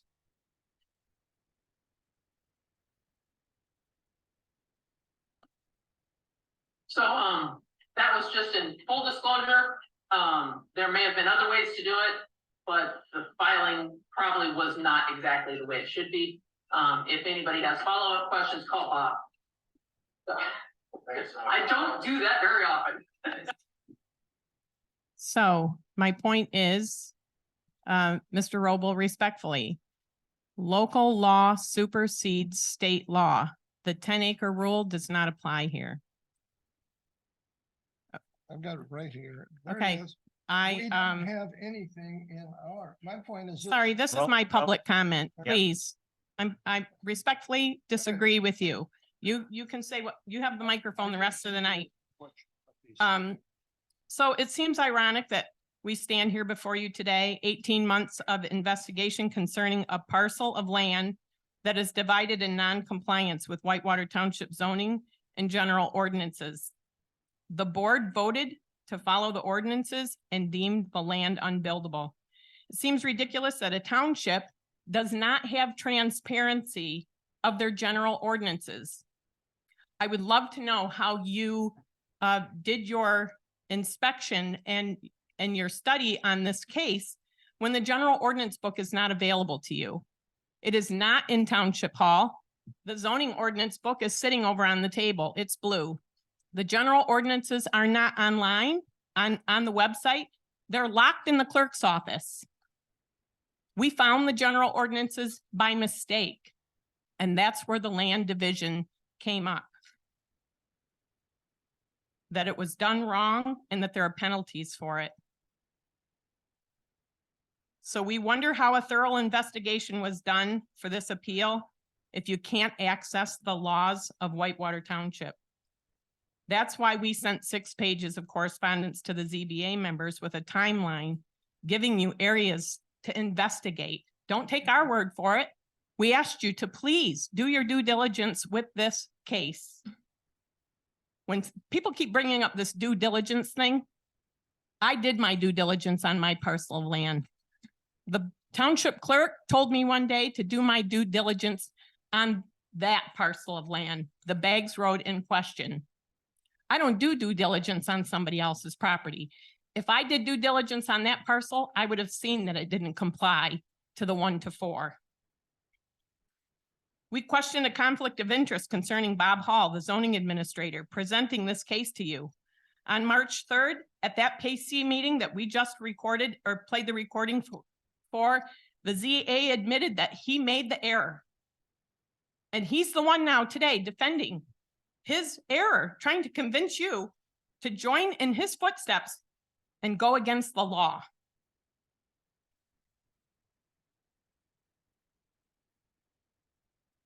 Once Are the you parcel okay? was deemed unbuildable, General Ordinance 26, Section 9 says any parcel cannot be sent to the ZBA for a variance request. That's General Ordinance 26, Section 9. Also, by the board's decision to follow the law, General Ordinance 26, Section 10 says that the Baggs Road parcel cannot be given a building permit or a special use permit of any kind. The present disposition of 6631 Baggs Road is that it is in non-conformance and has been deemed unbuildable. Because of that, per Section 9, it can't come before the ZBA. The time for a variance request in the land division was when the property was being originally divided by Morrison Orchard. Someone has a map here tonight and you'll see that on the map. This could have happened when Morrison Orchard divided the parcels in 2020. Your time's One up. second. Thank you so much. You can't do that. But go ahead, please This wrap it. nonconformity follows the land. It does not matter who owns it. The parcel was divided incorrectly in 2020. It still remains. You know, for somebody who wants everybody to follow. That's 3 minutes. A stolen, I'm gonna use here's something to think about. A stolen car is a stolen car. If I steal a car and sell it to you, and then the owner comes back, the car is still stolen. It doesn't matter if I own it or you own it. The nonconformity follows the parcel of land. It doesn't matter. Follow the general ordinances and the zoning ordinances of this township. Don't be a part of breaking the law. Thank you. You can talk when you want, when it's your turn, Carl. Thank you.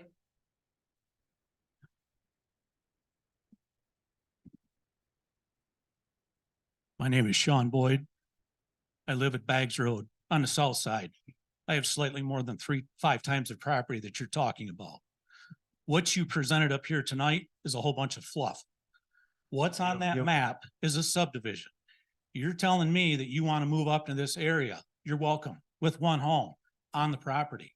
Nobody has a problem with that. You're talking all these homes, and if you look at that map, there's roads going out sideways for future development. Now, I'm not going to talk all big words and no laws. We want to, yeah, we want to talk about the variance. Okay. Thank you. The animal that you guys are facing that I hope you realize is you're not looking at one home, you're looking at multiple homes. If the ordinance, which is old, outdated, not correct, or shouldn't even say not correct, it hasn't been updated. So you need to look at this and make a decision. Is this right for our area? Does this make sense for our area? Let's look backwards and see. When the folks who were here before us made the zoning ordinance, they did the best they could. They did not know we were going to run into this animal. Now, that's where we are. So I hope that instead of trying to twist one way or twist the other, that you can look at it for what it is and look at it for our future. You're our future. Thank you. Appreciate it.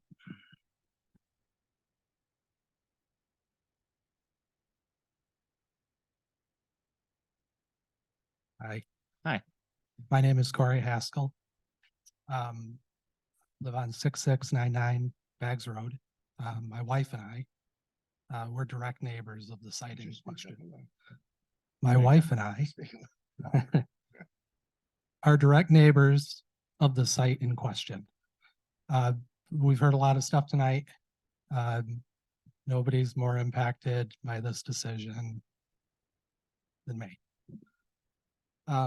While your consideration this evening has ramifications across the entire township and community, please understand that the proposal, the traffic, the build, the road, right next door to where my kids play, where they sleep, where they're going to wait for the school bus. I'm not talking about wanting to join the community and building houses to sell them. I built one and I moved here with my family. And it's our intention to see them grow up here. We feel like it's important for everyone to take a step back today. A lot has happened over the last couple of years. There's a lot of emotion, stakes are high. Mistakes may or may not have been made. Seems like we're going back and forth on that lately. Our family is counting on this room.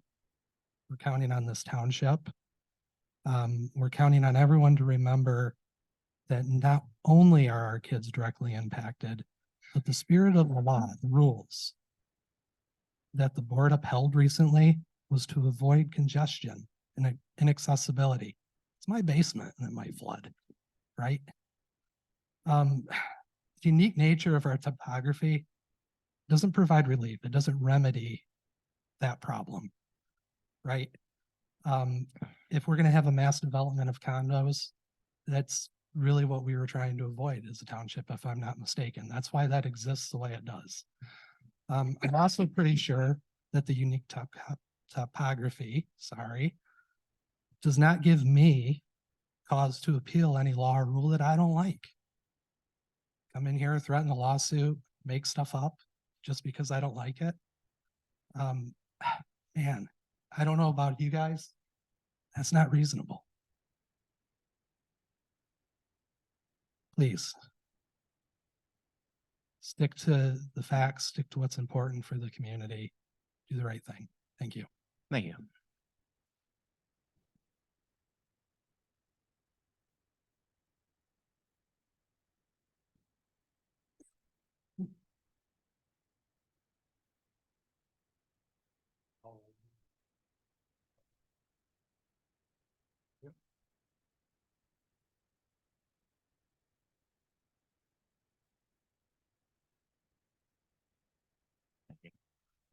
Appreciate it.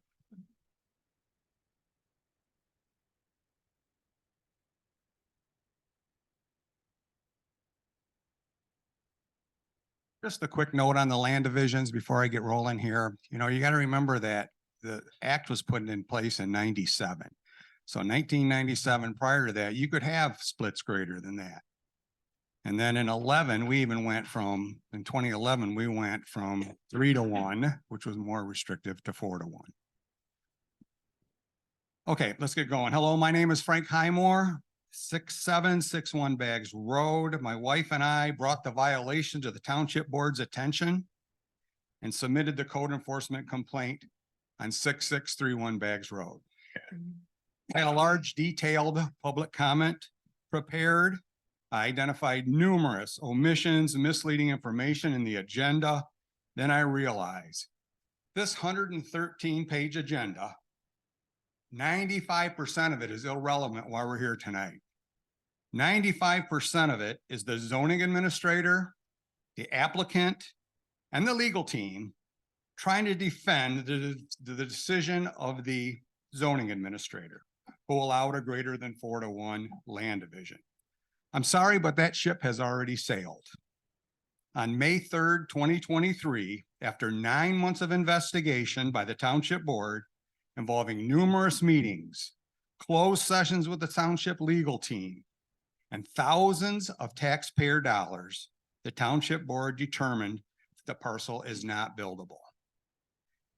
So that's the disposition of 6631 Bags Road today.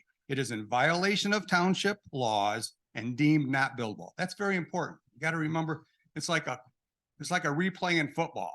How was it called on the field? The field right now is that the property is not buildable. The request before you today is twofold. First, it's a request to reverse the township board's decision. And even Bob's already admit to that. And the lawyer writes, and I have it in here on page 48, that since the ZBA does not have the authority to hear appeals of the township board's decision, they are directed to hear it on application for a variance. That brings us to the second part of the appeal, a variance of the 4-1 depth to width ratio, currently 5.8-1. Basically, it's 45% deviation from allowable, 45%. Looking at the 3 sections that Bob laid out of the appeal, the zoning administrator's staff report, as I mentioned earlier, is irrelevant. He is still trying to defend the error he made.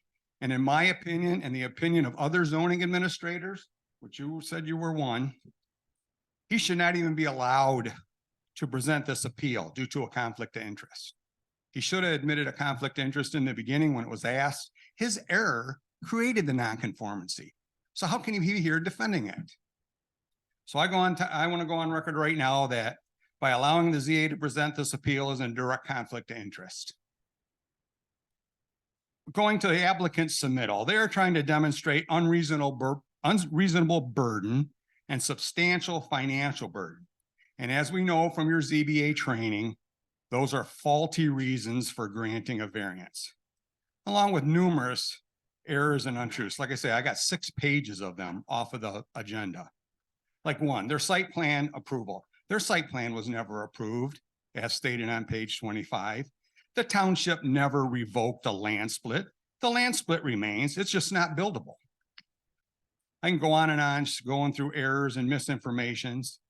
And finally, the legal team. They try to validate the authority of the zoning administrator. They mentioned General Ordinance 26, Sections 7 and Sections 8 about the zoning administrator's authority to grant a variance. Again, all this is irrelevant. The township board already addressed the zoning administrator's actions when they voted the land not buildable. It's funny to me that they don't mention what's relevant. Here's the relevant stuff. Why doesn't the legal team mention Section 9 of General Ordinance 26? Any such parcel, you gotta remember, this parcel is deemed unbuildable, shall not thereafter be the subject of a request of a zoning board of appeals for variance relief. It can't even come to you guys. The law says that. Section 10, any parcel created in non-compliance with this ordinance shall not be eligible for a building permit, land use permit, special use permit, all of it. Why don't they mention that? Are they purposefully omitting that? See what I mean about misleading information and omissions? That means through the attorney's interpretations of the ZBA's authority and the township laws, the ZBA cannot rule on this appeal. But let's go further. Let's say you want to go against legal interpretation, go against township laws. This request doesn't meet the 4 criteria needed to consider an appeal. For one of them, the problem was self-created by the zoning administrator's error. In conclusion, I have personally asked members of the Whitewater Township Board why this is being sent to the ZBA when the township ordinances clearly state that it can't. The answer I got, I don't know. How could they not know? Could it be that Baggs Partners LLC threatened a $2 to $10 million lawsuit on the township? Could that be why it was sent to you? Bottom line, the ZBA cannot rule on township board decisions. The lawyers all agree to that. And per General Ordinance 26, Section 9, the ZBA cannot be requested for a variance release on this parcel. Thank you for your time. Thank you. You have any, I have all the references. I have everything to back up everything that's been stated. Any questions? Thanks for listening. Is that why you sent this letter to me? Yeah, I sent that letter because we have done 2 years of investigation. And I wanted everybody here to be privy to the timeline and what has happened so that there was no misinformation. When I read it, I felt that somebody might be trying to influence me. There's no influence. You suppose There's- that was a mistake? There's no influence Have whatsoever. you ever made a mistake? I'm not very many. That was inappropriate sending us that letter, you know it. I did not read it as soon as Let's I opened let's it. let's move on, guys. Consider what. you First of say. all, Yes, first of all, you work for me. No, I know. I am a constituent of this township. Yes, but I have the responsibility to inform you about errors of this township. here. And that's what I did. It's me. Come on, guys. Okay. I'm sorry. We got to move on. I know. Thank you. Thank you.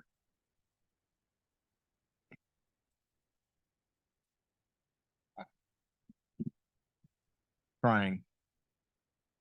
Mm-hmm. Good evening. Thank you for your time and service for the township. Thank you for taking our comments during this very important decision. My name is Vicky Beam. I live at 6847 Baggs Road. Can you not hear me? We can hear you. Okay, I'm usually pretty loud. I oppose the variance that is being requested for the parcel on Baggs Road. I've been a part of this debacle since it was first introduced in March of 2021. My first concern about this meeting tonight is, it's already been stated that the zoning administrator is actually presenting to you. I feel that everything that he put together is covering his butt. When you look at the FOIA information that came back to the Highmores when they FOIA'd this decision, There were a few pages that were sent that documented what Bob Hull made in his decision. And now all of a sudden we have hundreds of pages. Where did that come from, except for him covering his butt? You all keep talking about when this split was done. And for those of you that have to wear glasses like I do, I thought I would bring a big show and tell here. This is the split. This is the parcel that we're talking about. This parcel right here, where the rest of us have bought, was not even split at that time. Look at what they could have done to make this parcel. And according to the 4-to-1 division, it did not have to be varied. This part down here talking about the water is a bunch of bull. The water is down here and it was already part of this other parcel. So I don't know where all this is coming up from. You guys can pass this around if you want to. But it was not, there was no reason that a variance had to be been made then or now. For me, it was greed for them wanting to get the woods back there. That's what I think. Again, I feel that Bob Hall is concerned for his job. And just because the developer, as mentioned, threatened a multi-million-dollar lawsuit, he came back. I don't know what's really funny about this, but anyway, could come back and go against the ordinances.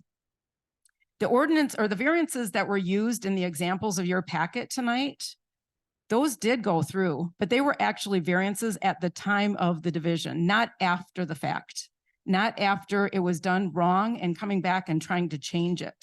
As a taxpayer and a resident, I am quite concerned that the zoning administrator has come up with all of this new information. I'm also concerned that the township does not adhere to your ordinances.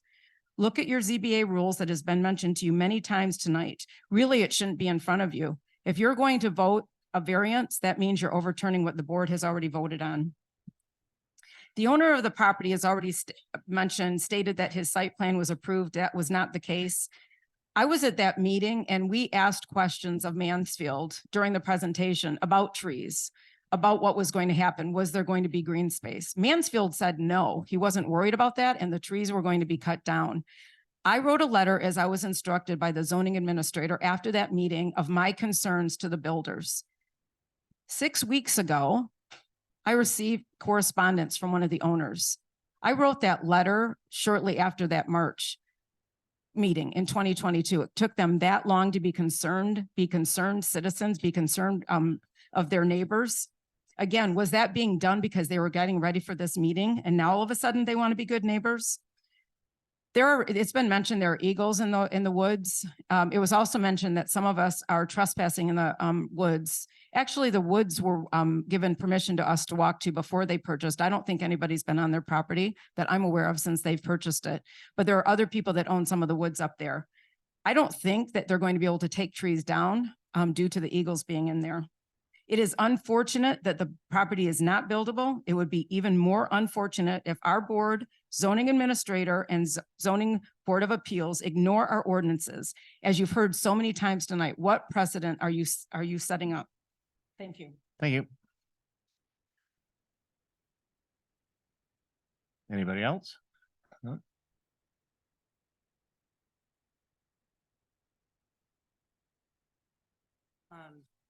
Hi. State your name. I'm Michelle Pescatello. I also brought some show and tell.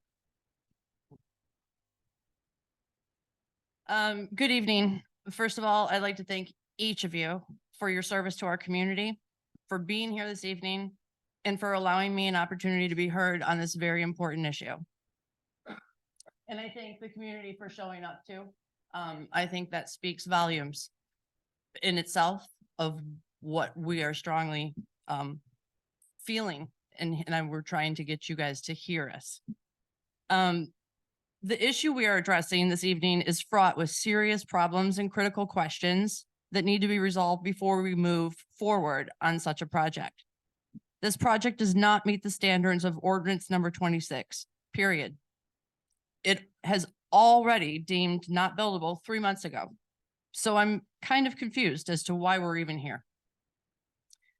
If the process would have been done properly from the beginning, the community would have had our voices heard and concerns answered about this project. Unfortunately, that didn't happen. Yet, here we stand at the taxpayer's expense, hearing the developer's concerns. The only reason that I was aware of this meeting is because the township sent me that invitation due to my property being within 300 feet of the project. I guess shame on me for not paying better attention. However, I was unaware that I would have to babysit my township. This led me to start researching, and I have a few concerns. I immediately went to the Whitewater Township website, and the mission statement posted prominently on the township's homepage states, "The Whitewater Township Board will strive to maintain the rural character of our community, to enhance our quality of life, and to utilize your tax dollars in a fiscally sound manner." Once we introduce site condominiums into the equation, we are no longer talking about a rural area. It would seem that these two concepts, rural life and site condominiums, are incompatible with each other, and indeed they are. It should be noted that the 22 proposed site condominiums might just be the beginning of this project and could grow exponentially. If the project is deemed to include a convertible area, Michigan Condominium Act 59, 1978, from what I understand, we should expect no more than 22 site condominiums to be built. However, if this project is deemed to be an expandable site condominium project, then the door is open for more site condominiums to be added to the project without any legal recourse for the township or its residents. With all due respect, I fail to see how this project will enhance the quality of our life. I also fail to see how it is a fiscally sound decision. I understand that by increasing our local population, we would also increase tax revenue for the township. However, I would propose that there are better places in the township for such a project. The site in question, 72 in Bags, is actually the main corridor for the countless people every day that access Lake Skigamog, Traverse City, and Lake Michigan. Currently, they are met with a beautiful scenic drive in which they can take in the beauty of our nature and the surroundings that have been entrusted to us. 30 seconds. Ooh, well, how come everybody else didn't get attacked by a minute? Because I got a whole room. Thank you. Anyway, this is obviously on someone's mind before because of the 2001 M72 corridor study that I printed out for you, that this township partially paid for and funded. The primary focus of the study was to look at the aesthetics aspects of the corridor and the possible effects of inappropriate development that would likely have the most detrimental effects on the aesthetics of the corridor. Also, during a 2008 township meeting, the project was to be built on the scenic overlook off of Interstate 72 was proposed. It was revisited in 2012. At that time, it was stated during the meeting, quote, "This isn't going to fly with the people." I would say the same for this current proposal. We may increase revenue for the township, but at what cost? Actually, I can see the rationale behind the overlook area. We have been blessed with a gorgeous place to live. However, it is easy to imagine this project would create an increase of traffic and human activity. Time's up. Thank you.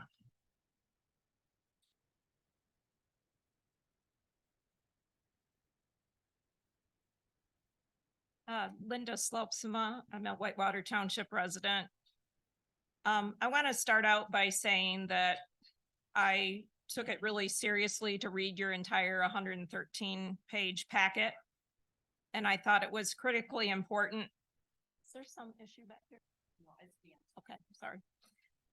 I thought it was critically important to read all of the information that was provided for all of you to make a decision. I also did read the Highmore's complaint. The township attorney who's here specifically provided some really good examples of variances granted by this specific ZBA related to the 4-to-1 ratio.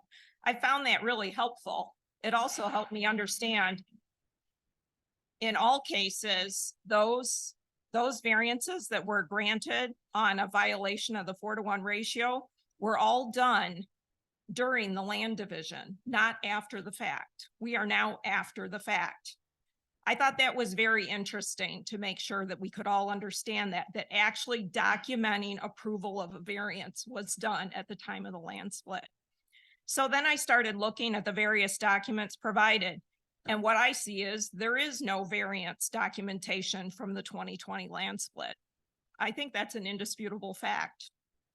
There should have been one to authorize the non-compliant parcel dimensions. I can't answer why that happened. You would have to ask Bob Hall why he didn't bring it to the ZBA as was done previously. The zoning administrator did include in your packet a report created 3 years after the land split, justifying the 2020 land split. However, I don't see any really hard documentation proving the exceptional topographic or physical conditions. He refers to it. He gives his opinion. He uses lots of words, but I see no hard documentation, which I would expect from people that are experts in wetlands and surveyors that would actually be able to prove that it was a valid reason for a variance. I also saw that the variance requester, the developer, also provided no hard proof, indicating exactly why was it so impossible to meet the 4-to-1 ratio. It's important to remember that the requested variance is very significant. They're not off by a teensy weensy little bit. They are off by over 220 feet. This is a big difference, not a small difference. The variance requester provided several comments about the financial burden of the issue. However, it's my understanding that financial burden is not one of the criteria for you to make a decision. So the rules and regulations that we have in the township are there for a reason, for the benefit of all the township residents, not just the adjacent neighbors and not just for the variance requester. Please think hard and thoroughly before you grant a variance for one person or a developer, because once we start granting these variances, it sets a precedence for more people to come to you and ask for more variances. Thank you. Thank you. Anybody else?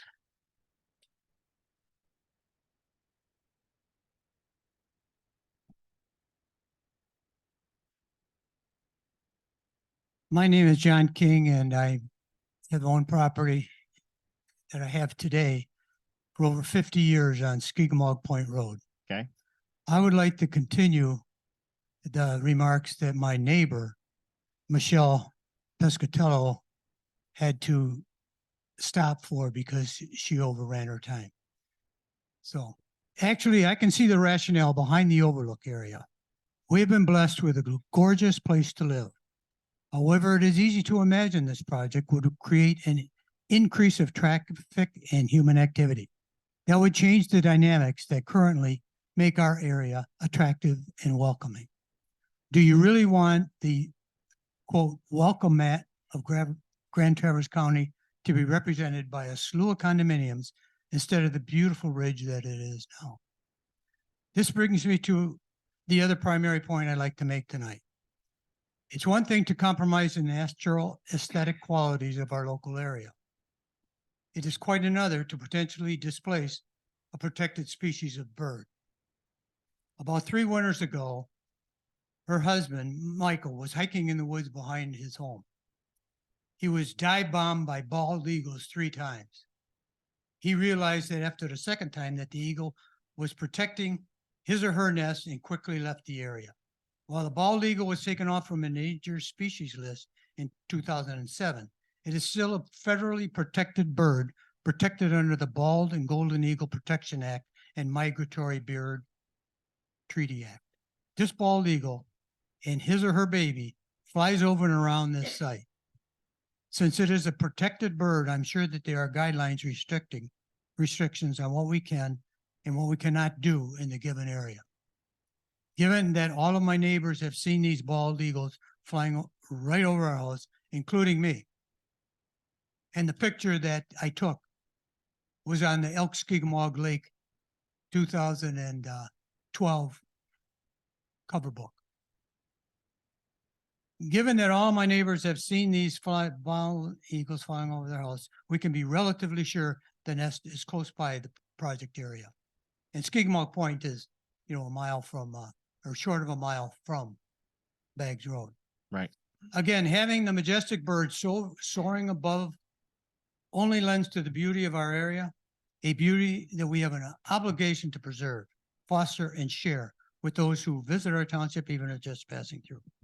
I can get into specifics on this point, like how the light and noise pollution from 22 condos in a 30 plus or minus area acreage will change the dynamics of this otherwise tranquil area and the wetlands, and how the area in question is also the natural habitat of a number of other animals in addition to our resident bald eagle. However, instead, I will conclude, I'd just like you to please weigh all of the pros and cons regarding this project equally. If you do, I think you will find there are more good reasons for not permitting the project to move forward than there are for approving it. And thank you. Thank you. Anybody else?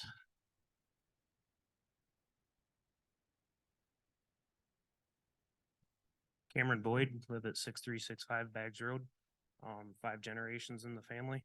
I would like my kids to grow up and take on the generations that my forefathers did before me. I went out and didn't ask my grandpa or my dad for land. I went out and bought my own land and did it myself. We're not in a condo area. This is not right.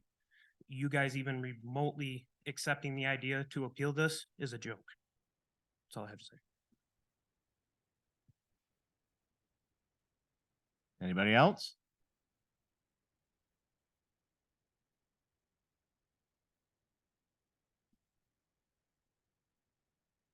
Arnie Boyd, 6447 Baggs Road, south side of 72.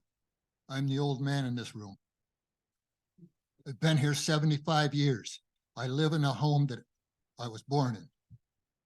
And the property my kid's grandson just spoke, and his son previous to that. We live here for a reason. The peace, the tranquility, the quietness, and M72 is really a pain in the behind. Especially going towards Traverse City. You can go down there and take your life in your hands. We don't need an additional 22 people if they're all down there, or if just 2 or 3 more are coming down there. When I was born here, John Baggs Road was the only person down there. Walt Cox, Darrell Beckwith, all pioneers of this area, Copeland's. We don't need a condo area here. We're here for a reason. We enjoy the peace and tranquility, the deer, the eagles, the quietness. Unfortunately, I live close enough to 72 that I can't get away from it. But I certainly don't need more residents in the area, whether it's on a weekend or during the week, coming to the corner and accelerating up the road to get away from traffic. I urge this board to turn this appeal down. And I find fault with the board and the previous planning commission people, the chairperson, Miss, who does not live in this township, but was the chairperson and is no longer there, as faulty people. And we need, in this township, some people to step up and exercise their right to vote and change the dimensions and the dynamics of this township board, including a dismissal of our current zoning administrator. Thank you. Thank you.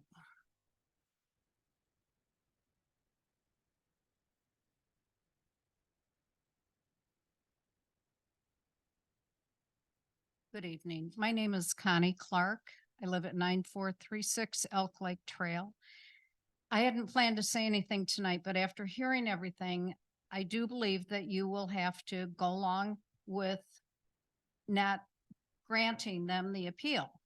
I think their big issue should be with the realtor, who they said misrepresented the fact that this was unbuildable land. It's not with you. It's not with the people here. It's with the realtor. That's all I want to say. Thank you.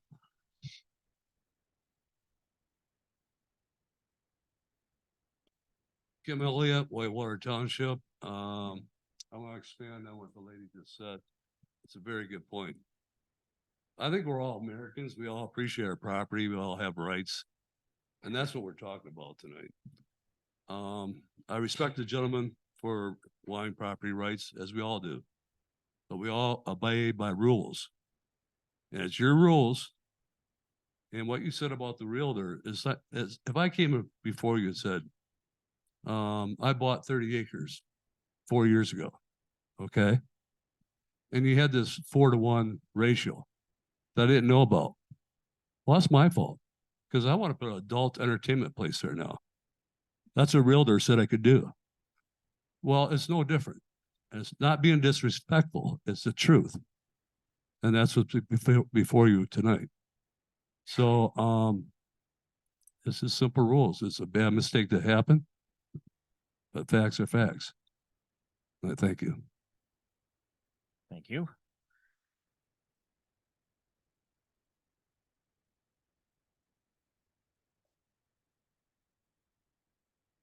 I'm Vern Gutnick. I live in Bunker Hill Road. I'm not part of the bags thing, so I'm a little bit separate. I'm actually on the other side of town. First of all, Carl, go Tech. I'm going up there next week. And Skip, I just to kind of, you said something that I think is true, but I wanted to just we come from the same generation, I think. And I'm sure my father and your father probably said the same thing to you. There are consequences for each of your actions.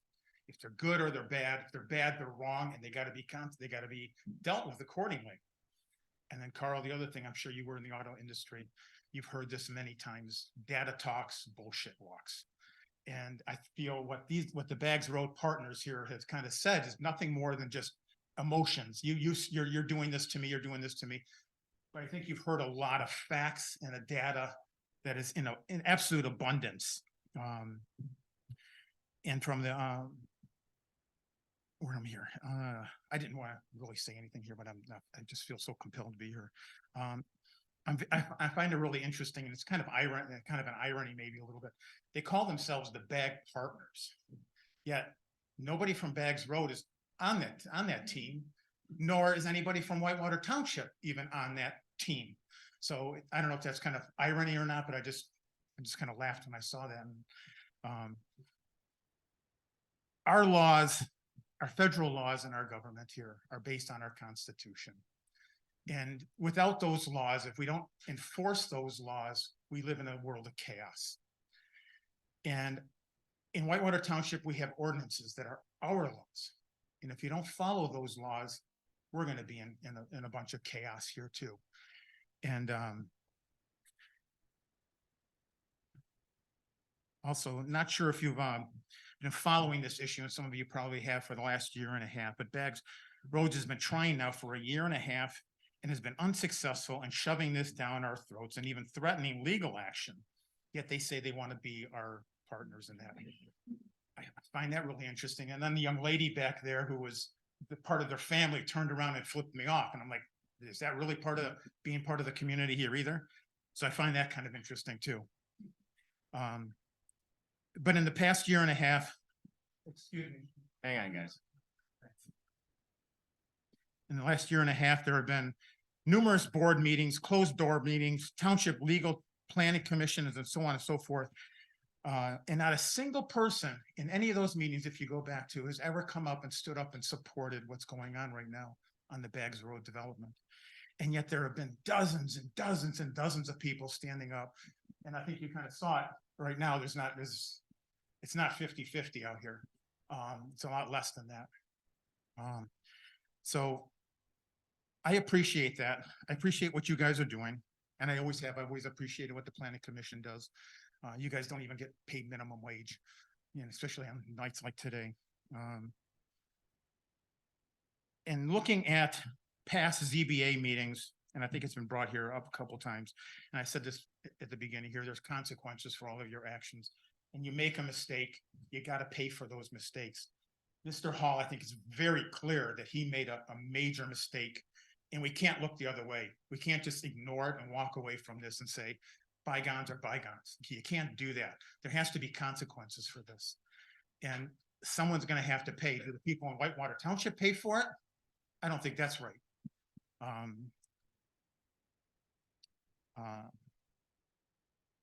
And in closing here, as you know, we have ordinances and that's what we're trying to adhere to right now. And they're Whitewater Township ordinances. They're not Grand Rapids ordinances. And so, yeah, they might be working in Grand Rapids, but they're not our ordinances here. Thanks. Nope. Anybody else?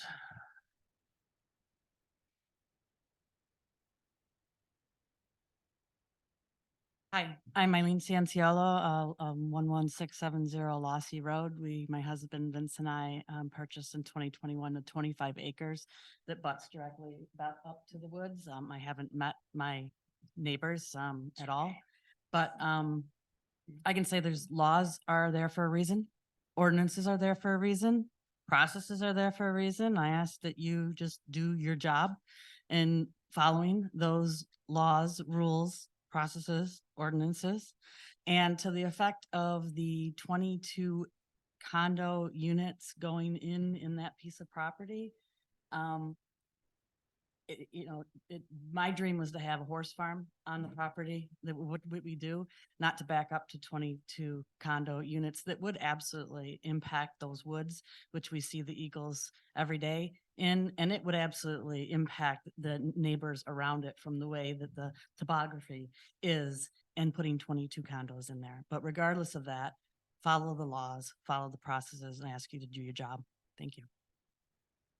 Yep. Eileen Sanciello. Eileen. CIANCIOLO. Thank you. Anybody else would like to speak? That's here.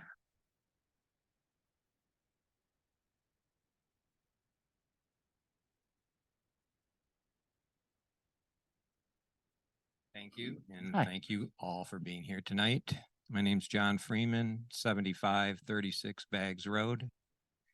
One thing that is crystal clear to me here tonight is that we have a board that deemed the property unbuildable, and we have an ordinance that says we cannot even entertain this meeting of an appeal.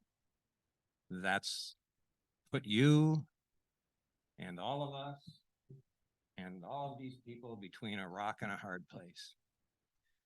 But that's where we are, between a rock and a hard place. But it's still crystal clear that the board deemed the property unbuildable, and you have an ordinance that says we cannot even entertain this meeting. So then there's the emotional side. And I guess I can speak to the emotional side because my parents, coal miners, moved from Pennsylvania to Michigan. And we moved to the village of Warren in 1954. There was one elementary school and one high school. By the time I graduated high school, it was the fourth largest city in the state and 7 high schools. And I can hear the thump, thump, thump and see the light at night beaming from Traverse City, breathing the same repeatable destruction of farms and pastures. There's no more horses there. There's no more pastures there.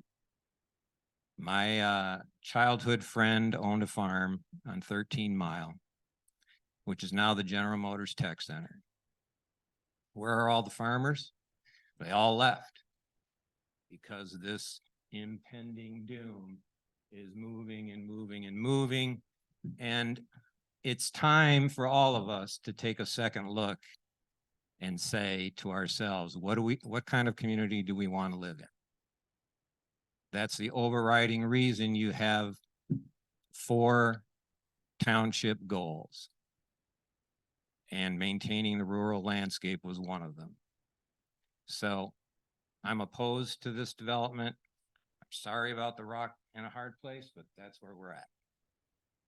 Thank you.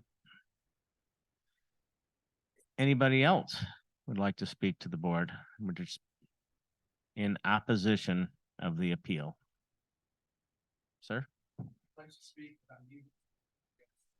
Come on, well, there's one of, that's coming up in a minute. Anybody else? Anybody else? Going once?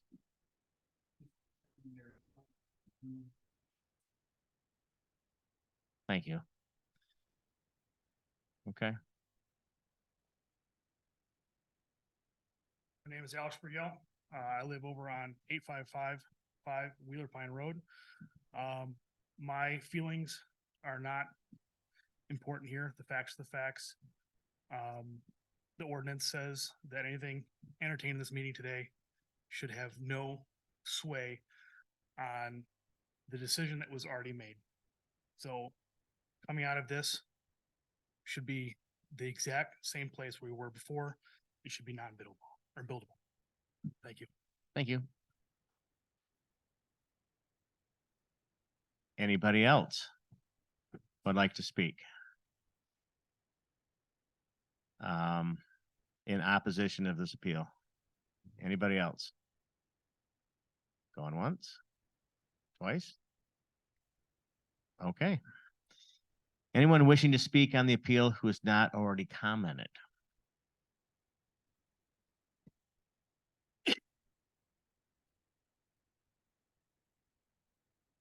Yuri Biskowski, 9496 Elk Lake Trail. I am definitely not in favor of a 22 unit condominium development. But as I read the documents, I hear the opposition this evening speak of maintaining the rural character of this community. By this division, how has this diminished the rural character of this community? It is what it is now. When I drove out there, it sure looked rural to me. It's not buildable. And as the gentleman said, you're between a rock and a hard place. But the question is this, in my mind, and I'm asking you, is this division, which was done years ago, change the rural character of this community?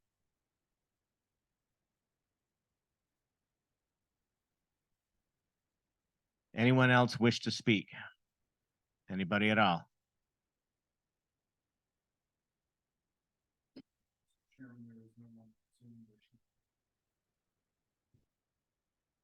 Thank you.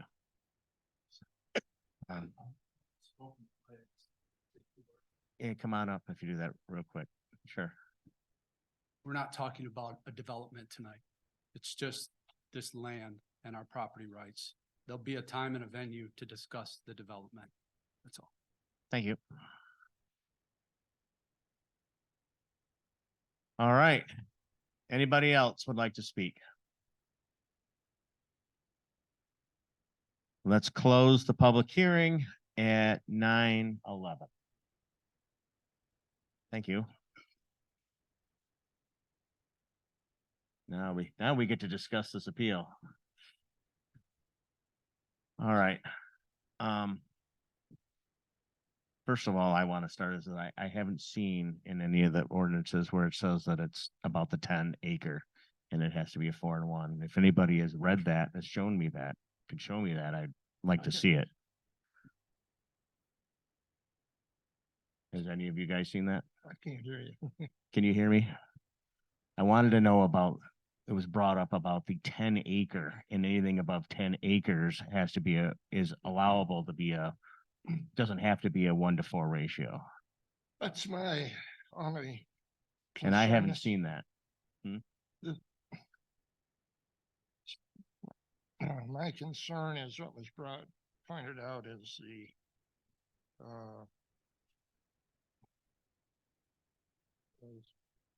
Michigan state of Michigan 109 the land division says that the 10 acres requirement at 4-1 does not apply to anything over 10 acres. And it does not apply to it specifically. And if the townships or other, I don't know, counties want to include something over 10 acres, it has to be in their ordinance. I've gone through number 6 and number 26, and I don't see a single word in there that the 4-1 ratio applies to anything. It's just not mentioned. So other than, you know, it says 4-1, but it doesn't say over 10 acres, which is by state law, it's supposed to. So if that's true, anything over 10 acres can be any ratio because we don't list it. So that's my question. Other than that, I have no other questions. And maybe that's a legal opinion, I don't know. I've heard there was a lot of comments about, you know, a condo development. That's got nothing to do with this. That's another subject. The planning commission is going to be working on that again. We had a preliminary site plan review, and yes, there was a lot of people, you know, against it. And that's going to happen again. Sure. For a final. But that's got nothing to do with why we're here tonight. There's only one question. Does the 4-1 rule apply to anything over 10 acres? According to what I've seen, it does not. But I'm not willing to listen to anybody. Well, like I said, I've heard that, but I didn't see that. I would. I got it right here. Let's see. There it is right there. State. It comes right off the state website. So I don't know. Other than that. Can I ask, yeah, please. This particular issue, we actually did look at as a part of our process early on with a couple of supplemental analysis that we had taken to the board. Let me make sure that I guess I'm in here. Really, the section is in the language about subsection D. It says the ratio of a depth to width. This is in your actual ordinance, not section 109 yet, but the ordinance itself says the ratio of a depth to width of any parcel created by the division does not exceed a 4-1 ratio. And then the section 109 does say that any parcel that's over 10 acres is exempt from the 1-4, but for an ordinance that otherwise suggests that there is a ratio that applies. The one thing that hasn't been inherently sort of tested in any court case in the statute is when it says that the 4-1 has to be specifically mentioned for an acre of 10 parcel, for a parcel over 10 acres. Is the sort of township's ordinance as it's written sufficient in saying that any parcel that has a division created has to have a 4-1? So if you look at the statute, it's not very clear if the township's land division ordinance has appropriately applied that 4-1 ratio to 10-acre parcels. So as we've sort of set forth in the packet, we think it's probably most appropriate to really look at the request on the merits, meaning they have requested a variance. We sort of presume that the way the township has operated, the 4-1 probably is applying because you have language that says any parcel. So whether it's 10 or under 10. So I think in acting sort of in a matter of being conservative, if you want to take a position on whether the 10-acre exemption would apply, you can, but you should still reach the merits of the request that's before you and at least address the individual standards that are in that section 8 that lists the standards that have been discussed by your zoning administrator and by the applicant. Right, and I wanted to know that obviously that, you know, and it was a little, there was some ambiguous. Yeah, it's ambiguous. That's a hard word for me to say. Yeah, I can't say that word. When I read that, you know, and then what I've been told here. So. Yeah, correct. I don't think the statute and the ordinance completely square with each other because the statute sort of suggests that possibly the best way to go about it is to have the ordinance say, and the 4-1 ratio will apply to parcels, including those that are 10 acres or more. It doesn't say that. It uses the word any parcel. So I think as the way that you would apply it, I would reach the merits and actually look at the standards that have been provided in the applicant's request. If you want to take a position as to whether or not any parcel If you want to add that as an additional factor or reason to discuss, that would be fine. But I think the way that we drafted our report, some pieces that we had reported to the board, we do think that it would be appropriate to reach the merits, not to decide it as if section 109 has preempted this, this parcel. Thank you. I Yeah. appreciate that. Also down into that same section where it says the 4-to-1 split applies, there's also language in there that the governing body or the board or a person designated by the governing body may approve a land division that creates a resulting parcel with a depth to width ratio greater than 4. So if Bob Hall looked at it and he went out there, technically he could approve that on his own, by the governing body that gave him the authority to do so. Thank you. This could apply in 2020.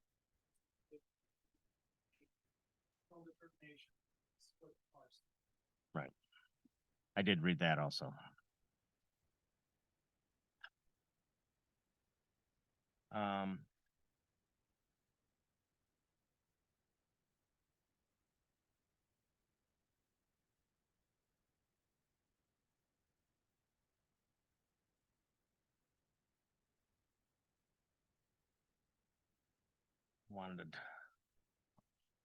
Wanted to kind of go through some of the things.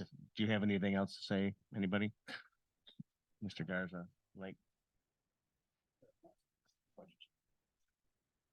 Ask them. This is the time. All right. I picked up a lot of questions here with you folks, and I'm glad to see you here. That shows that you're interested in what's going on. And those that think they're all in the know and got all the answers ought to get here and take a job. Don't try to second guess me. Don't worry. I try to level everything out with these papers, even these letters, which I don't appreciate. I got some comments, the fact that nobody ever makes a mistake. Mr. Hall's done a good job. Better than what I've seen on my 20-some years on this board. I'm over 80 years old. This is my township. My family came from here. I came here when I seen what Traverse City was doing for the schools. And I'm happy with the people here. They voice their opinions, want to argue. I love it. Because if I ain't gonna have any fun arguing, I go home. But people, what we're here to do is to make a decision on a situation that has been blamed on Mr. Hall. I never made a mistake, and I'm lying. But you know, I'd like to know how many people there is involved in that piece of property over there. 5, 6? What do you mean? I would say Derek and I are the only property. Oh, you two own it? Yeah. Yes. What are all these other 4 or 5 names? Well, just, family and legal counsel. Oh, you're the Bags group then? Yes. And quite frankly, that was a mechanism to own the property with a charter in place. I understand that. We all got together, chewing the rag and having a picnic, talked it over. Well, that's great. I'm glad to hear it. But don't tell me you want to move up here to a beautiful place and enjoy every bit of it. When you people brought it up out of condominium, homes. I didn't. We didn't. We're here to do a job. And this large housing complex came up. It bothers me to think of people pulling off of Bags Road onto 72 down here, taking their kid to school, taking their kid to the hospital, and waiting for that traffic to come out of Kalkaska, down that raceway from Acme to Kalkaska. I don't want to see you people out there fighting that traffic. I live just off 72 here, and I've been here for a number of years. I love y'all. I got friends, I got relatives that I appreciate. And I appreciate every single one of you telling me what you think and what you feel. But I think what you ought to do is not try to hide something like someone said a few minutes ago they thought was happening. It's your own conscience that brings that hiding business up. But this I just want to say thanks for coming. You might not believe things I say, you might think I'm too talkative. But if I feel it, I'm gonna say it. We gotta go to Fish City, that's fine too. I want to read a little bit. Thank you. So I've had no. Oh, you're fine. Thanks, Skip. I wanted to read, it says standards for approval of land divisions in our ordinance. Oh, it's over in that pile. Yeah. It says that all parcels to be created by the proposed land divisions fully comply with the applicable lot, parcel, yard requirements of the applicable zoning ordinance, including but not limited to minimum lots, frontage width, minimum road frontage, and minimum lot parcel, minimum lot width or depth ratio, and maximum coverage and minimum setbacks for existing building structures. This proposal land divisions complies with all regulations of the State Land Division Act and this ordinance. All parcels created remain having existed adequate accessibility, available therefore to a public road, emergency other vehicles not less than the requirements. The ratio of depth to width of any parcel created by the division does not exceed a 4:1 exclusive of access roads, easements, or non-buildable parcels created under section 11 of this ordinance and added to contiguous parcels that result in an involving parcels complying with said ratio. The governing body or other board or person designated by the governing body may approve a land division that creates a resulting parcel with a depth to width ratio greater than 4:1 if the applicant demonstrates that there are exceptional topographic or physical conditions with respect to the parcel and that the greater ratio would be reasonably compatible with the surrounding lands.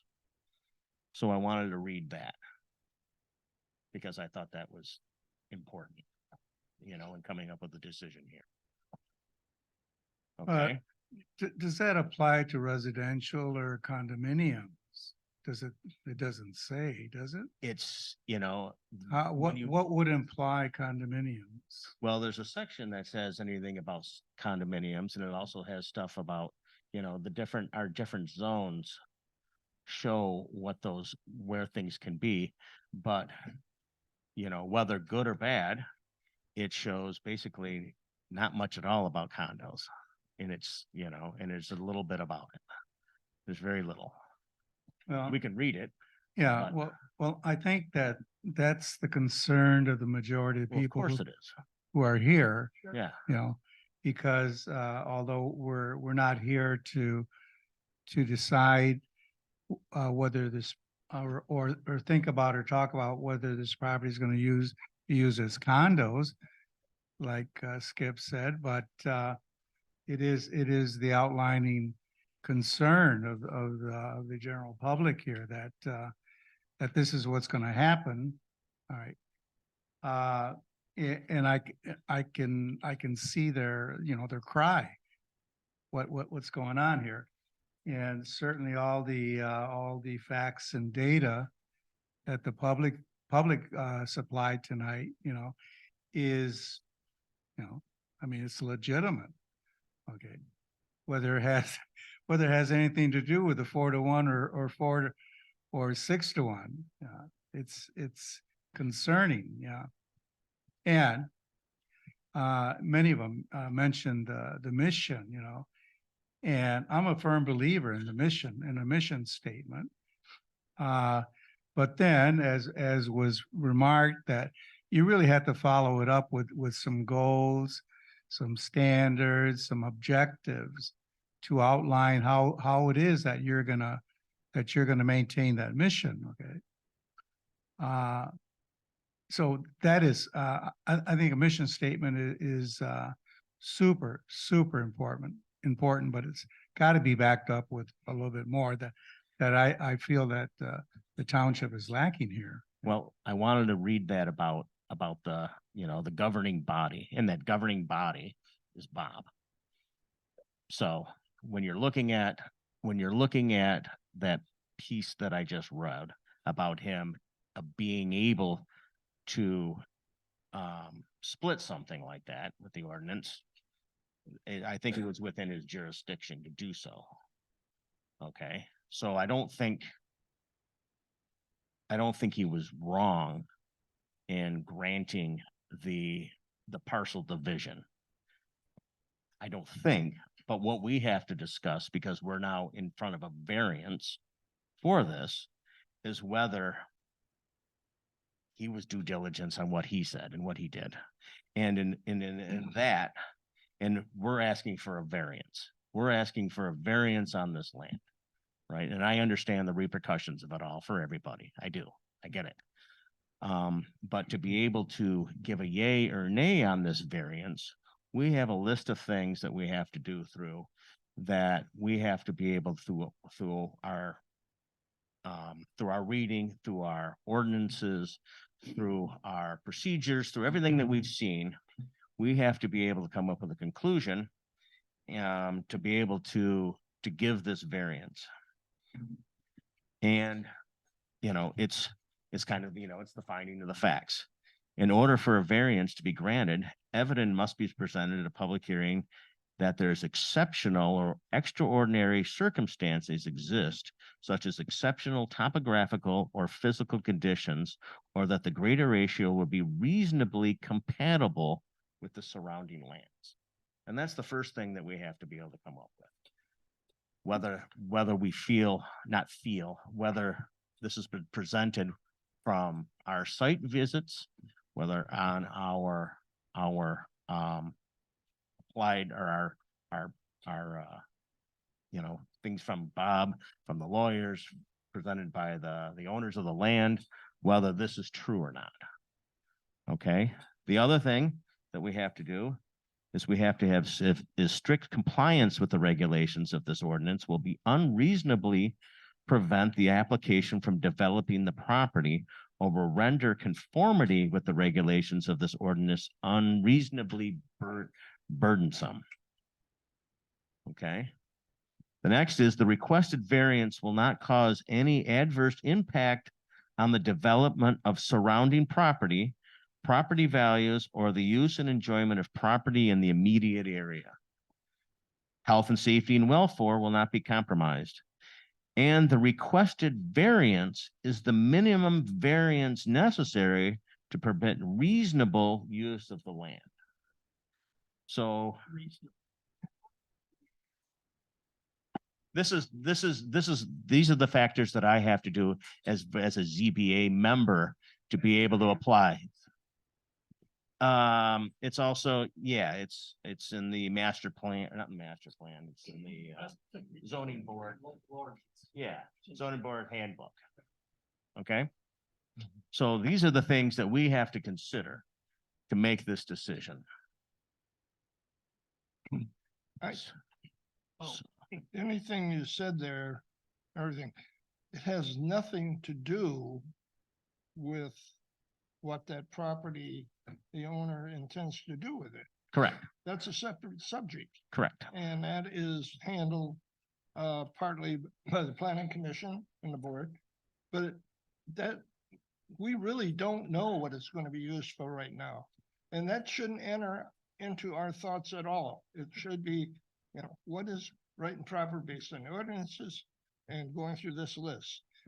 The planning commission has dealt with these people, and I understand exactly where they're coming from. Of course. I'm not going to say how I feel about that one or the other, because that's got nothing to do with this.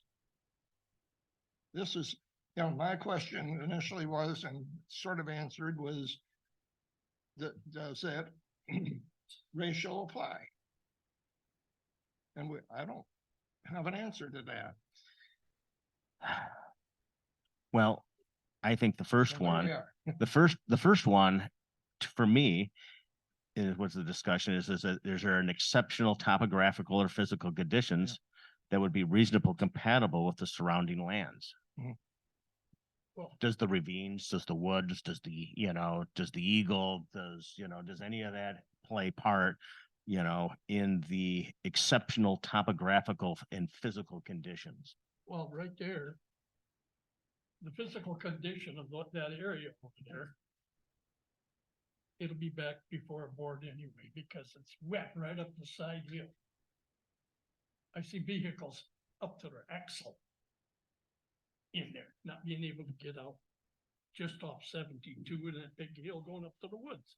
Well, if they ever want to come back to the board for something else to develop that property, they're gonna have to come back to the board, and they're gonna have to come back here if they can't reach a decision.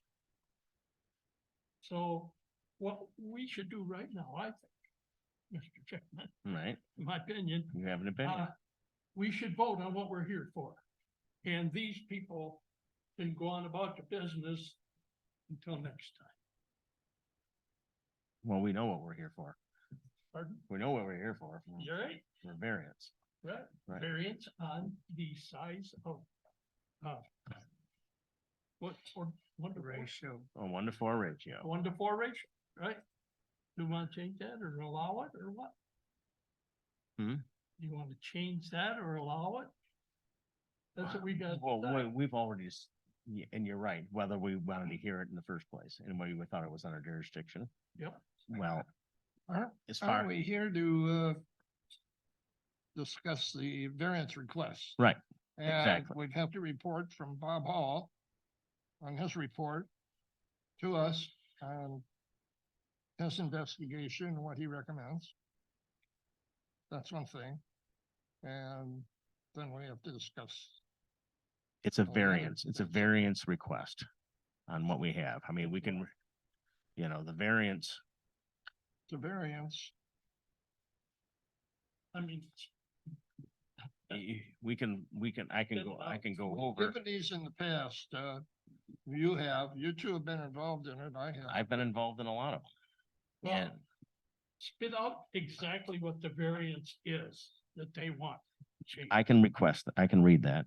We are appealing the May 3rd, 2023 administrative decision of the Whitewater Township Board that declared parcel 2813-136 was non-compliant with the Whitewater Township General Ordinance number 26, Amendment 3, effective 3/19/2001, specifically Section 7D, and is not eligible for any building permits or zoning approvals such as special land use approval or site plan approvals, and reinstate and uphold the original land division approval of zoning administrator number 2, seeking a variance from the 4-to-1 depth to width ratio stated in section 7D of ordinance number 26. That's the definition of what the request is. All right. So- Yeah, they want an answer as to whether you can throw the 4-to-1 out or not, correct?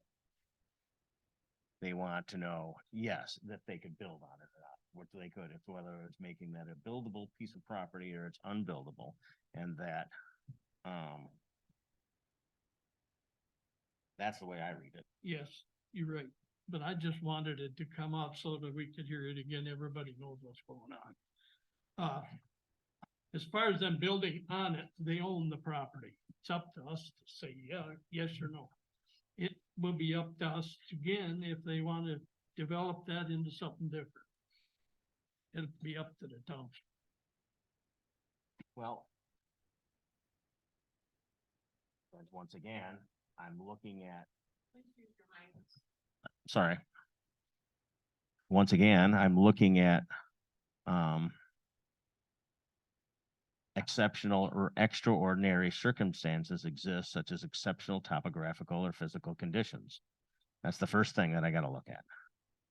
Do you see exceptional or extraordinary conditions that would be reasonably compatible with the surrounding lands? I see what wouldn't be compatible.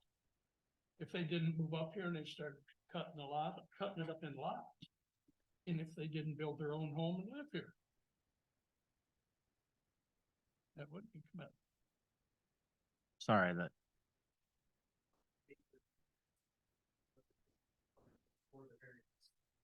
Correct.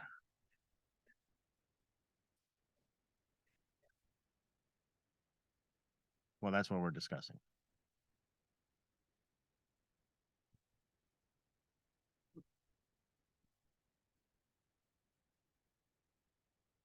Well, no, this is, it is, we had our public part of it. Now it's about the board to be able to discuss this in front of you guys. If we need to, we can ask questions of you guys and we'll allow that. But for right now, it's in between the five. Okay? Thank you.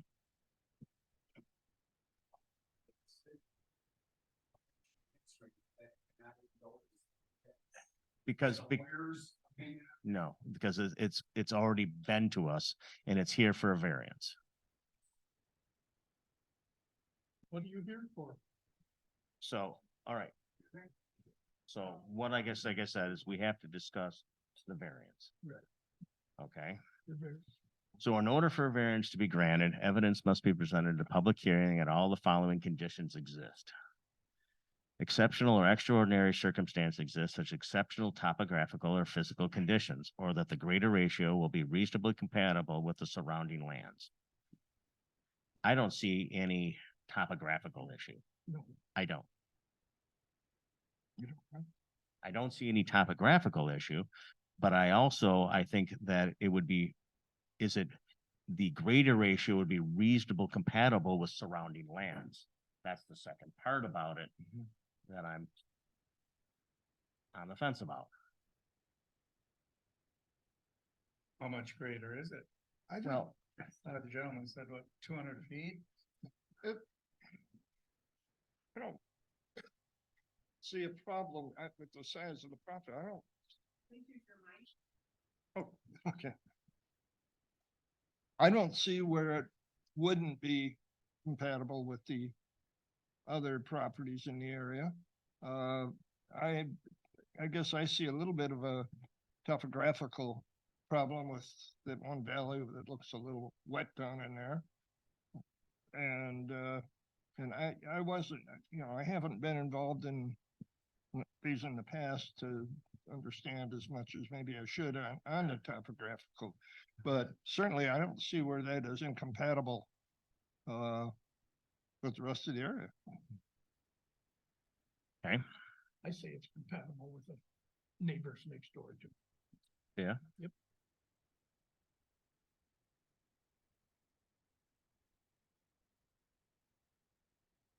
So many pages here. Section F, I think. Please so that we get verbiage correct, because this is very, very important. I'm asking that you use the paper. You're reading them. No, I'm not. No. It's paperwork that is in your packet that he needs to follow. Where's that at?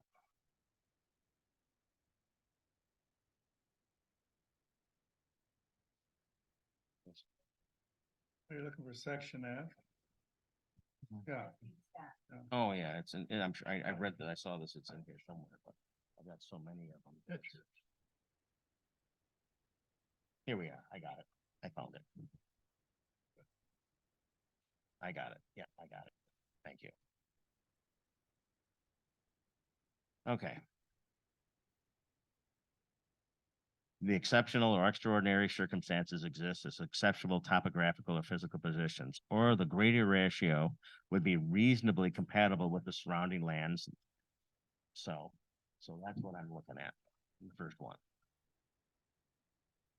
And I don't see the topographical being extraordinary. No. But like I said, I see, the greater ratio will be compatible with the surrounding lands as ZBA specifically finds.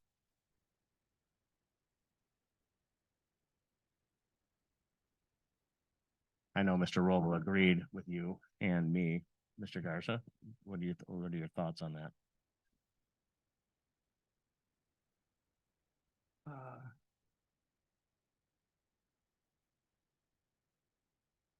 Seems like it's reasonably compatible. Okay. One of the other ones that we have to look at is whether the applicant has shown that strict compliance with the regulations of this ordinance will unreasonably prevent the application from developing the property, or will render conformity with the regulation of the land division ordinance unreasonably burdensome. They brought up the question. Well, there's another one that's coming up on that, Yes, go ahead. but I think it's obvious, at least with me, that strict compliance with this regulation will keep them from developing the property. There's no question. Yep. And some money. Mr. Roble? Thoughts, Mr. Garza? Yes. Yes, it would be. I agree, okay. Okay. Unreasonable. All right.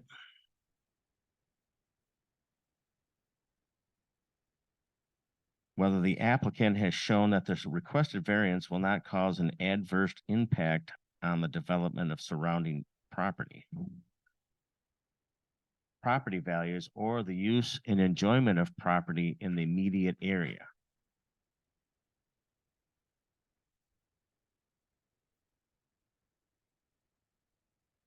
Thoughts?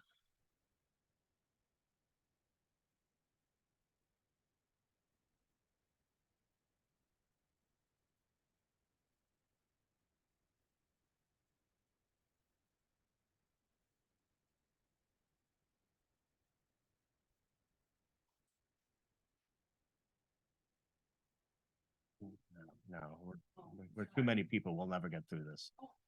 Thank you. So, like I said, whether the applicant has shown that the request variance will not cause an adverse impact on the development of surrounding property, property values, or the use and enjoyment of property in the immediate area. No. You don't think so? Hmm? I respectfully request that you use the microphone. I can't hear.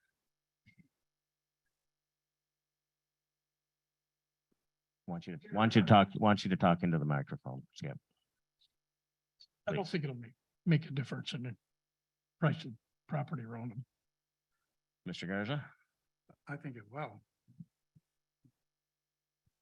Okay. I think it will have an impact, yes. No, it would not cause any problems.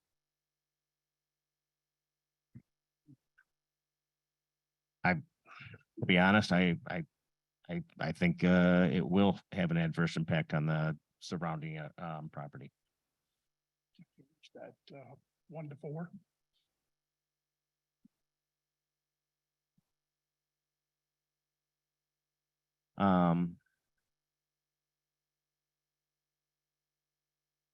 Whether the applicant has shown that the health and safety and welfare will not be compromised.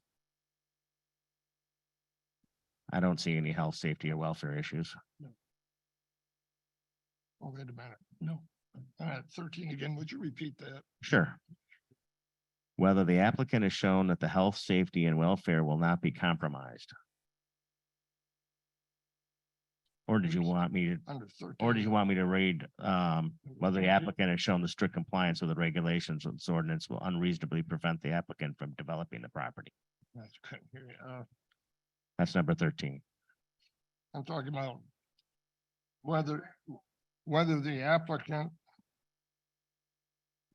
has shown that strict compliance with the regulations of this ordinance will unreasonably prevent the application from developing the property. Right. And I was in agreement with, yes, it will be, that would be. That would be, yeah, he's not gonna be able to develop it without this variance. Maybe he still, no, he Yes. can't. Mhm. So, So I think that's that's unreasonable.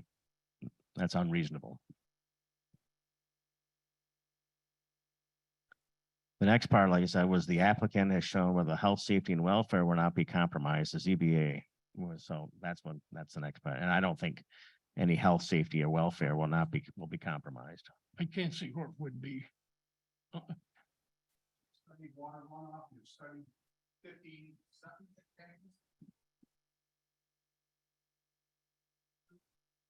Anything else? Any thoughts? I think the welfare may be compromised. That's what I think, yes. Yeah. Yeah. Okay. And why do you think that? I don't think so. Was a potential development. Because of the potential development.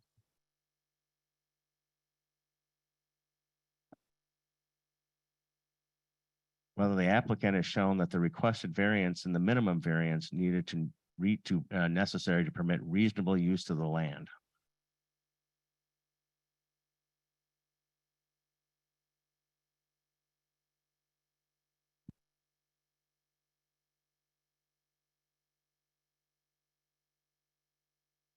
Determine how they want to use money. So Well, that shouldn't play as much of a role on the condo or not.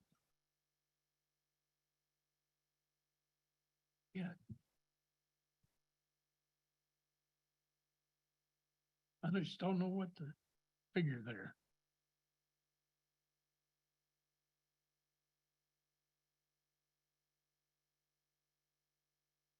Maybe it would. I don't know.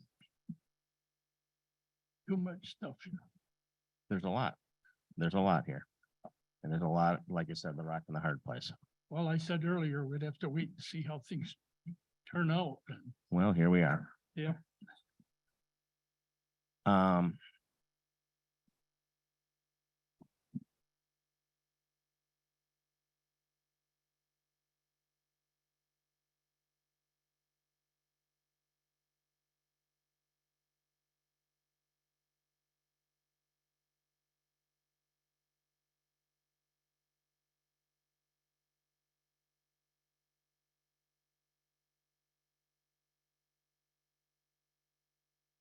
Well, those are the things that we need to discuss and the things that we have are here, to get this thing moving.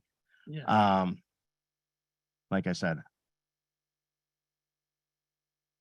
I personally don't want to approve the variance because I'm still stuck on exceptional topographical conditions and also about the adverse impact on development of surrounding property. Well, So, that's true. so that's,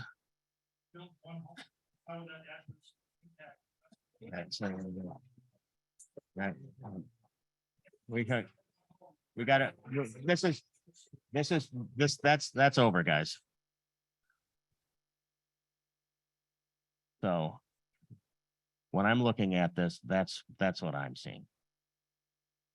So, Are we voting? well, that's what I feel. We're talking about it right now. Okay.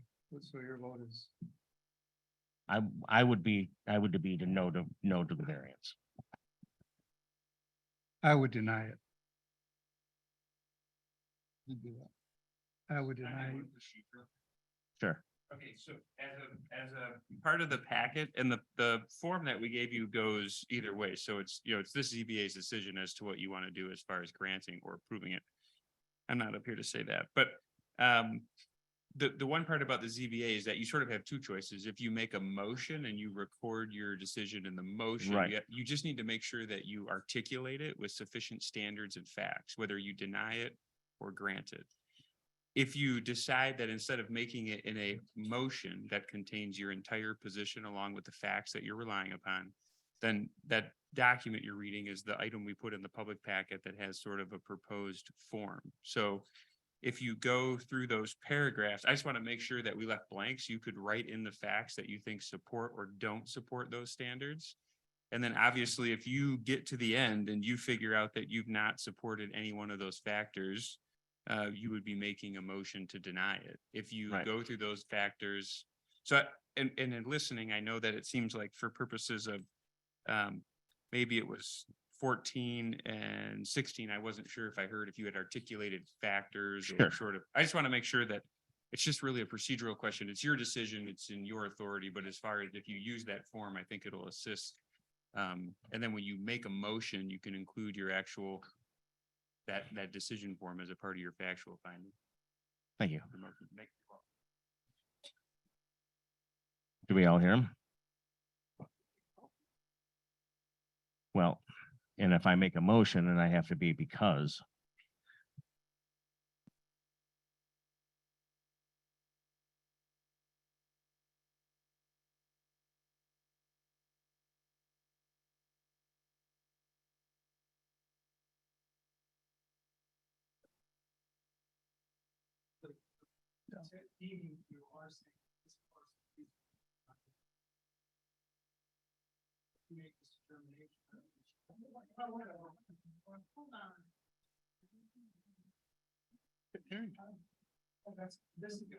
Well, the township attorney got to speak.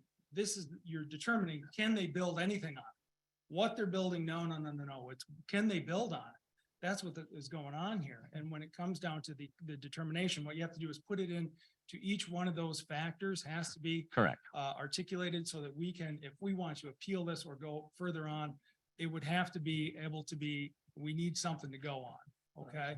And ultimately, the decision, when you say, yes, we grant the easement, you're saying, yes, they can build and use the parcel. If it's a no, then we have to go on from there, okay? Just so we're clear. Thank you. And I'm going on the variance and I'm going on the rules that are set up forth on the variance. right. I don't, being a condo or a house or anything else has no matter in my thinking on how this is going to play out. Correct. Okay. And it's a variance on this things. And some of the variance that we've used before is because there's been, a lake in the way or lots of water or a marsh, or it was grandfathered or, it was done before zoning. Right. This was sold in 2020. They just bought it in 2022. We have our applicable rules. We have our zoning board. We have our, we have our handbook. Right. So this is what we need to do to be able to make our decisions. So like I said, the applicant has shown the exceptional or extraordinary circumstances that exist as exceptional topographical or physical conditions, or that the greater ratio will be reasonably compatible with the surrounding lands, so there's or. Like I said, I don't see it being any topographical problem. Whether there's a greater ratio that's compatible with surrounding areas, we know there's a lot of parcels that are here that are more or less. Yeah, that's one to true, four, too. Yes. but they weren't sold. So, I mean, that's a big consideration. I kind of relying on what the zoning administrator said. No, I kind of agree with what the zoning administrator's report said, that I believe he said that there were some topographical errors. All right, not errors, but Or physical that conditions. would affect the ability to meet the regulation. And he spent a lot more time there than I did. I just don't see any reason for me to say, no, there isn't any. I see a little bit, this one up there and the trees in the back, and I thought he did a very reasonable job working with the applicant on that. So if he says there are some topographical problems, I rely on his judgment. Gotcha. No. well, like I said, I don't see there being any physical or exceptional topographical or physical conditions, but I also see that this parcel is reasonably compatible with the surrounding land. It's reasonably compatible, Yeah, correct. That's a good way to put it, because there's some damn stuff. yeah. Like I said, the next one is whether the applicant has shown that strict compliance with the regulations of this ordinance will unreasonably prevent the applicant from developing the property, or will render conformity with the regulation of the land division ordinance unreasonably burdensome.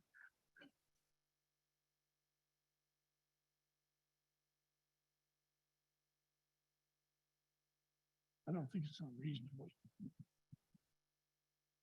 Yes, I don't, Well, if it's unbuildable, it's, you know, it's unbuildable. if it's unbuildable, Right. can't do it if it is.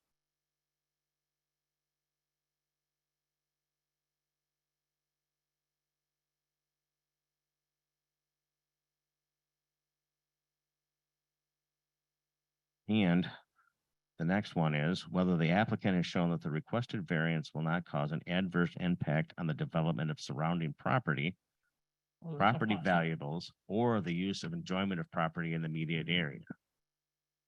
It's a possibility that it would cause problems surrounding. I agree. We gotta have all these either named Yeah, right all approved or tonight, denied.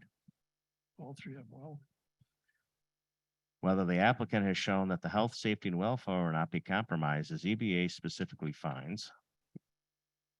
I don't see any health, safety, or welfare will not be compromised. I don't see any issue with that. no, I don't, for the property, no. Whether the applicant has shown that the requested variance is the minimum variance necessary to permit the reasonable use of the land. It's a reasonable use, but. it would pass. Okay, nice. Right, well, it's a 1 to 6. Is that reasonable or unreasonable?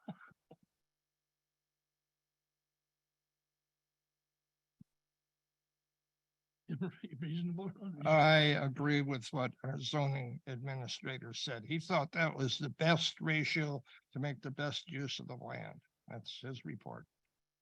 That's what we pay him for. Yeah. And I I agree with that. All right, Okay, okay, go along with that. He's the man. The existing. Hmm? You mean the existing ratio, is that we? No, 1 point, the 1.6 ratio is 1.6 required.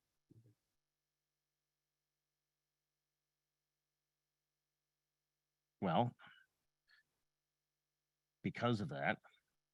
Are you, anybody want to make a motion on anything?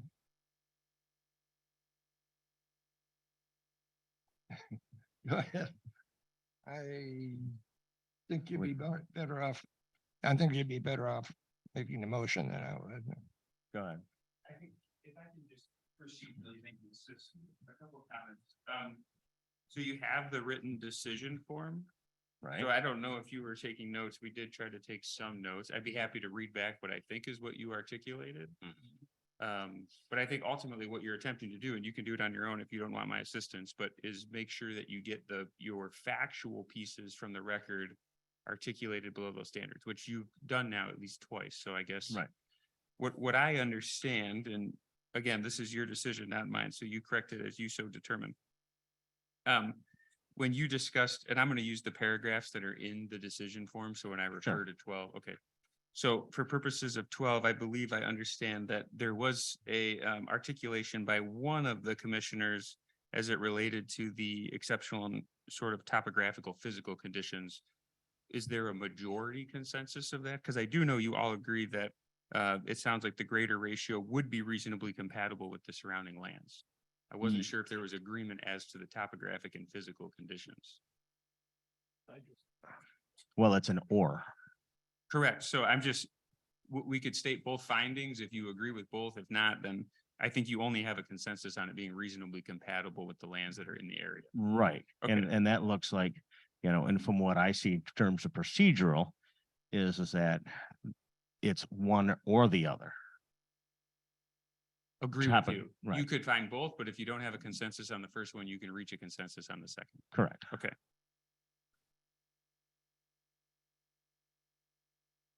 And So for number 13, what I believe that you articulated now twice is that essentially strict compliance is going to be unreasonable because essentially it was quote, it'll keep them from building anything. correct.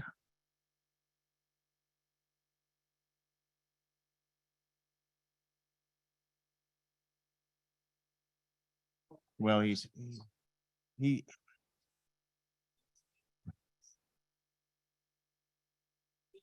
no, he's unbiased.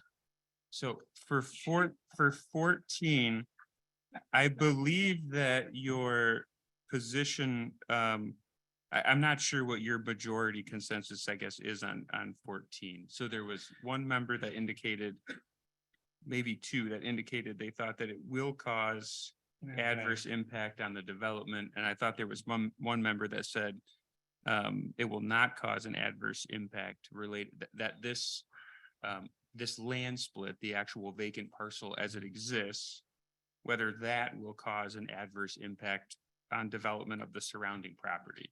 And then there is an or the use and enjoyment of property will Right. be impacted because of approving this 1:6 lot width ratio. Correct. I heard two people say one thing, one person say another, so I don't know Right. what. We're not on the same page yet. Yeah, you guys might want to discuss that one. 15 and 16 though, we'll go to those because then I think you can go back to 14. My understanding for 15 is it says whether the applicant has shown that the health, safety and welfare will not be compromised. You indicated that based on what the applicant is, like you're saying that there is no health and safety welfare issues that you see compromised by approving the 1:6 by allowing it. Correct. Yeah. 16 says whether the applicant has shown that the requested variance is the minimum variance necessary. And there was discussion by one ZBA member that based on the materials that the 6:1 appears to be the best ratio for purposes of the use of the land and its configuration. Correct. And it sounds like there was consensus. I think the one item that I didn't understand the factual support or don't know what your consensus is really 14, which is whether the requested variance, meaning going from a 4:1 lot ratio to a 6:1 lot ratio on this parcel as it exists, will cause an adverse impact on the development of surrounding property. That's one of them. And if you Right. were to still decide that one is not met, then you would discuss the next one, the use and enjoyment of the property in the immediate area. Is it going to have a negative impact on that? We didn't understand exactly maybe what your consensus Right. was And there. it's dealing with the variance from 1.4 to 1.6. Correct, from this specific variance, yeah. Right. Strictly. So ultimately, once you articulate those factual findings, I mean, we're happy to give this to everybody to review, or if you're recording them, that's great, but just then ultimately, you're going to make a motion on accepting the written decision as it's Right. presented. Thank you.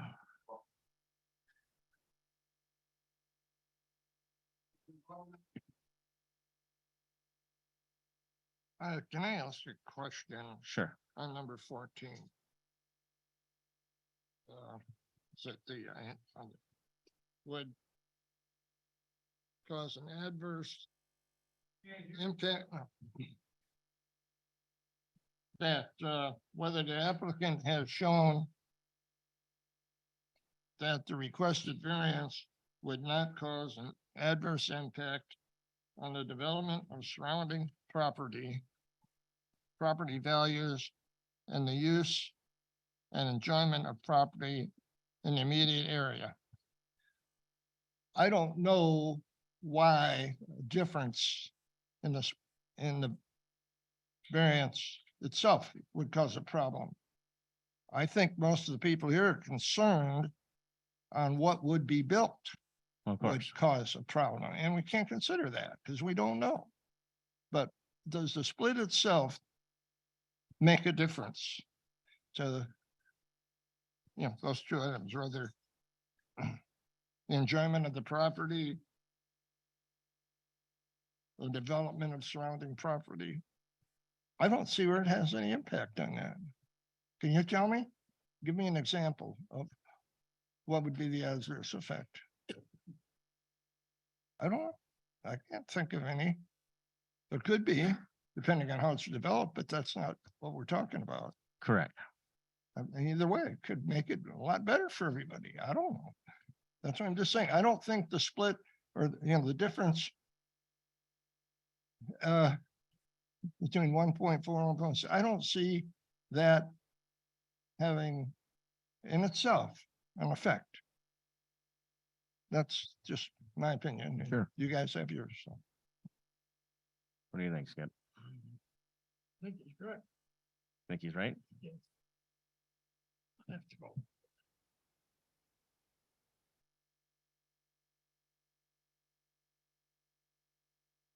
Mr. Garza?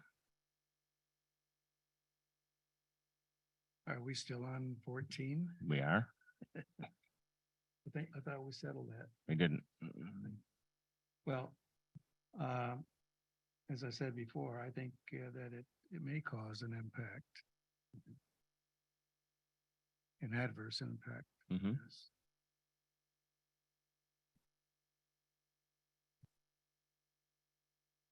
Is anybody ready to put any kind of motion together for anything with the findings of facts? No. No, we're good. We are following the rules. We're having a meeting. All right. We're following the rules. We're doing the best we can. Thank you. All right.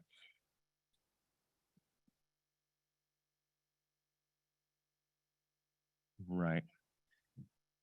Whether the applicant has shown that the requested variance will not cause an adverse impact on the development of surrounding property. Mr. Garza? No, yes, On 14, again, yes. already stated, but I said, yes, it may cause an adverse effect. Okay. That would be a no.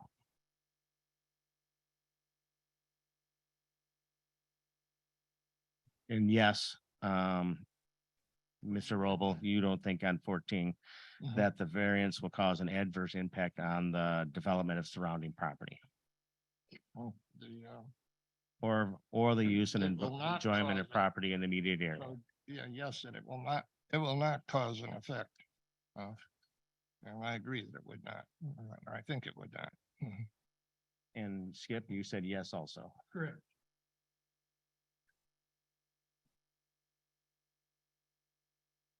If I'm just looking at the requested variance, just from the 1.4 to 1.6, I also do not see an adverse impact on the development of the surrounding property. So I'm yes.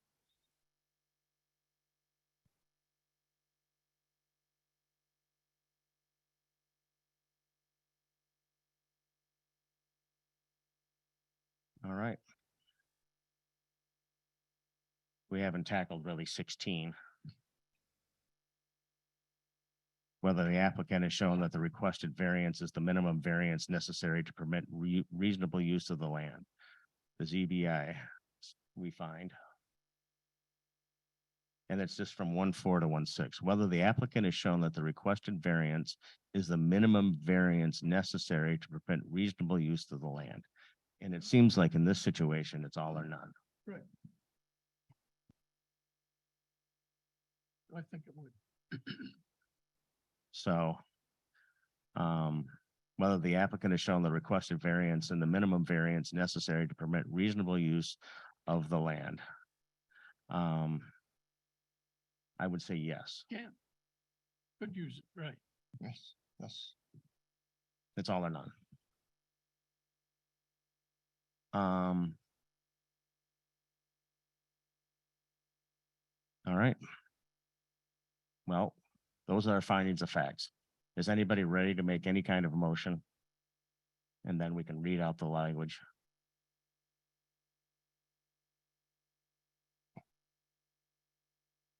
I don't really know how to, since I'm new to this, I'm not really sure how to make the motion. I can do that. Vix, yes.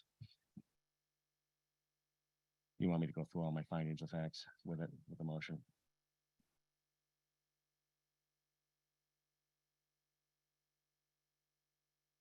Okay. I'm gonna make a motion. I'm gonna make a motion, all right? To grant the variance.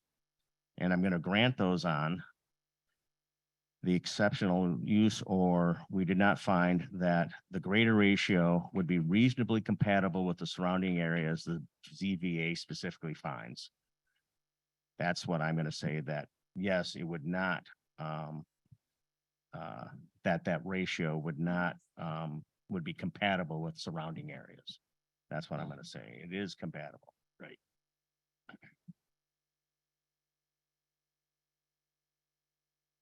Whether the applicant has shown the strict compliance with the regulations of the ordinance will unreasonably prevent the application from developing the property, or will render conformity with the regulation of the land division unreasonably be burdensome. Without this variance, I see them, unbuildable and losing their money. That shouldn't, but they can't use it. Correct? Correct. Because the ordinance says that there is no buildable parts of it with it, unless they get the variance. So I'm saying that because of that, that this is unreasonably burdensome, and this is unreasonably burdensome. Yes, it is Yes, unreasonable, yes. we can't use it.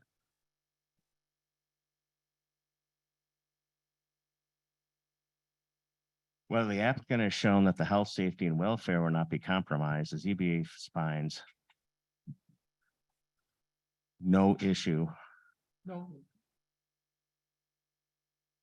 I find no issue with the health, safety, and welfare of the areas being compromised with that 1.4 to 1.6 and granting the variance.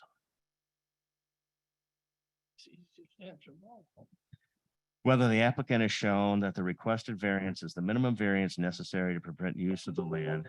It has everything to do because the other part of the ordinance doesn't allow them to use it. There is no real and buildable parts of this unless they get the variance. So because of that, I show that I think that that's the minimum variance is permit is reasonable use of the land. So. I did not. Whether the applicant has shown the requested variance will not cause an adverse impact on the development of surrounding property values, or the use and enjoyment of property in the immediate area. Going from 1.4 to 1.6, I don't. Just because of that, 1.4 to 1.6. right. So I make a motion to approve the variance on the findings of fact. I'll second it. Okay.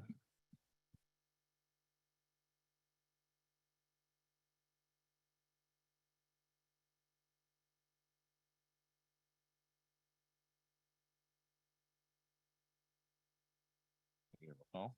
Yep.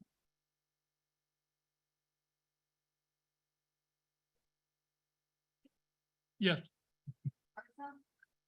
I do not approve. Yes. Yes. Yes. Variance passes.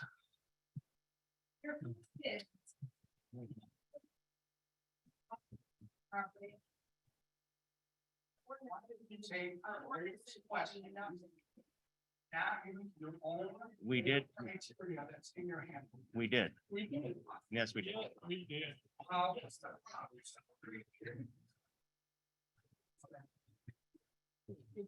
What do you think? What's that?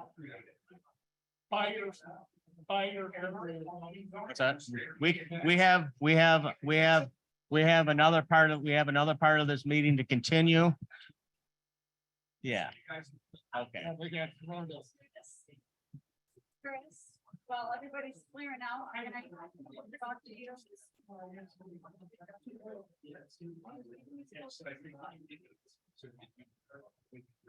Yeah.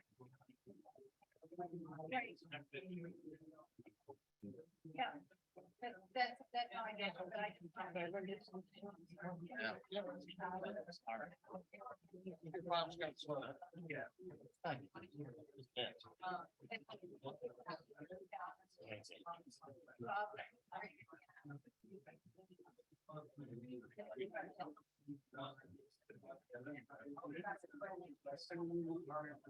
We've got more of a meeting to continue. It's okay. Yes, we still have. I appreciate that. Thank you.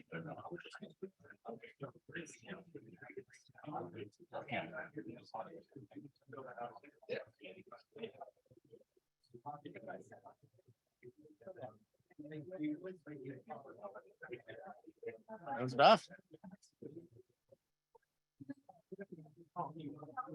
You don't need to put that in the Say that, how do I feel?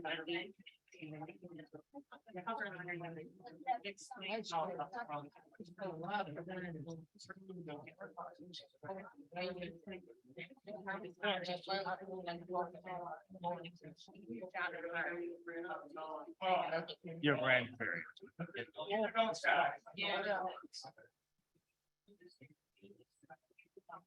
You want to write that out and then we'll continue our meeting? No, we are not. We're gonna take this out. We'll wait for people to leave and then we'll continue. Where's green? I still have a problem. It's, I just know.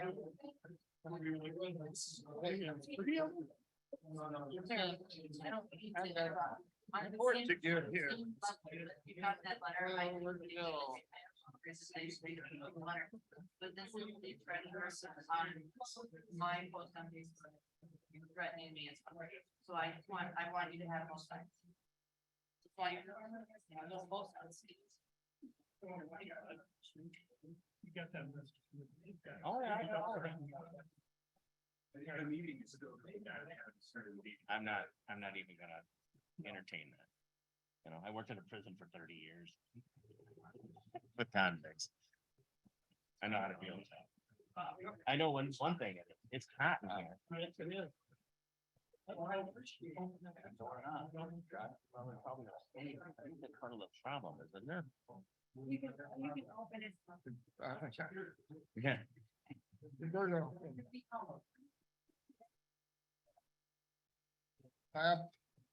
I wanted one for Roberto.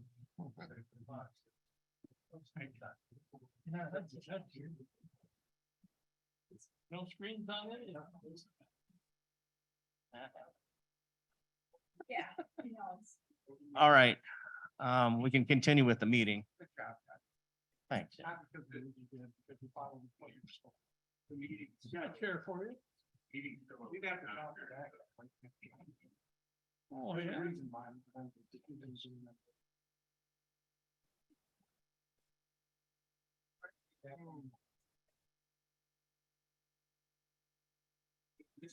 Are you ready, Laura, or, you all set? Okay, Yeah. good seeing you, Ted. All right, let's continue the meeting.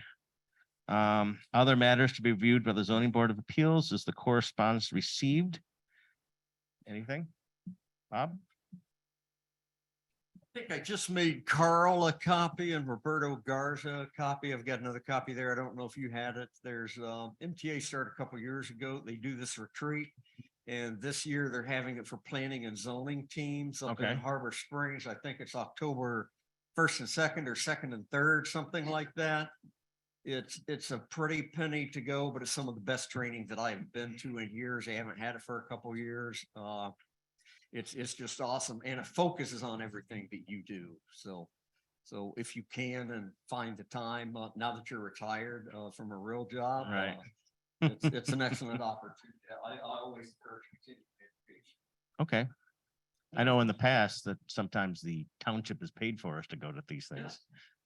Yeah, They ask you, you may receive. all right. Okay, well, we can talk It's, about that. It's a Tuesday and Wednesday. Is it?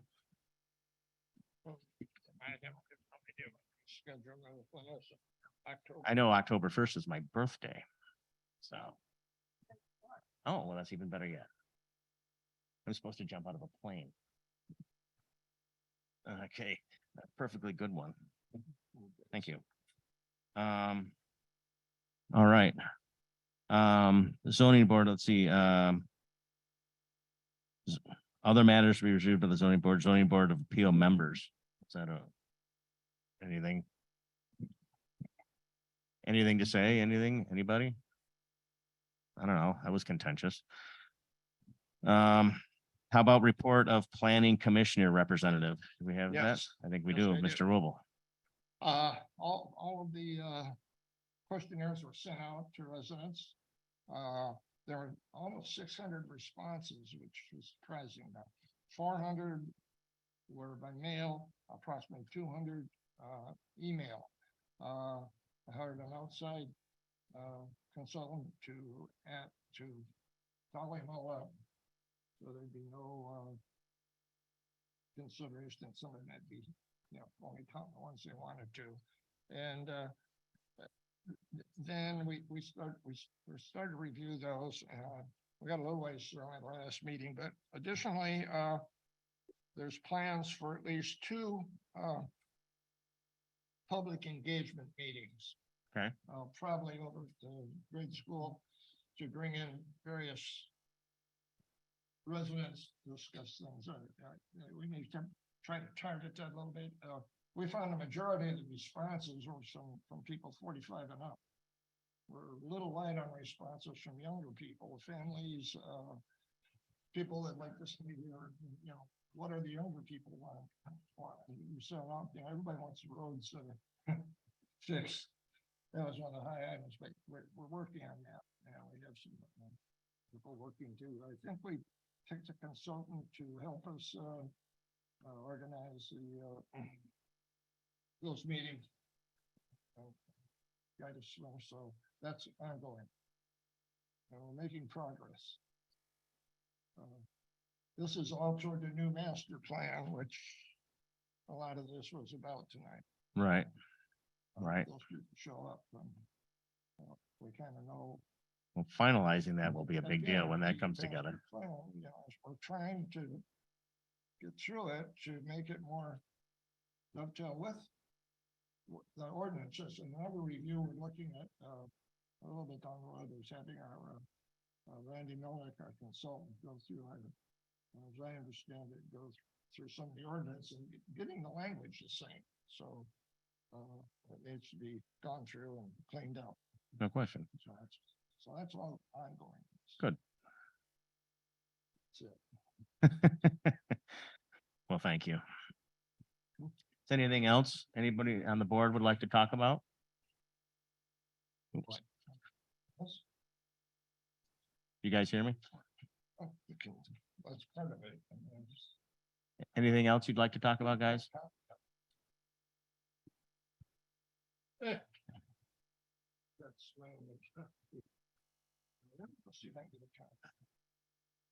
Anything else that you guys like to talk about? the copy machine. You don't have to do that. Can it wait? Yeah. Okay. At that? Nope. By law. 10:26. Is it? Oh, okay. All right. Would you like to speak? Oh, is there a back? Oh, yeah. I can't stand. Yeah, sorry. I can't pass up an opportunity. All right. I just want to make a couple comments. Like, I don't mean to sound like a broken record. You hear me say this at every ZBA meeting, that my job is simply to administer the ordinance, not try to sway you to make a decision for or against. But procedures are always vitally important. And I think you did an excellent job tonight. And I think that was the purpose. Mr. Patterson got up, I'm always on you guys at all of your meetings, finish your sentence. I don't see a problem with it. You don't see a problem with it. Why? Or you Right. don't like it. You don't like it. Why?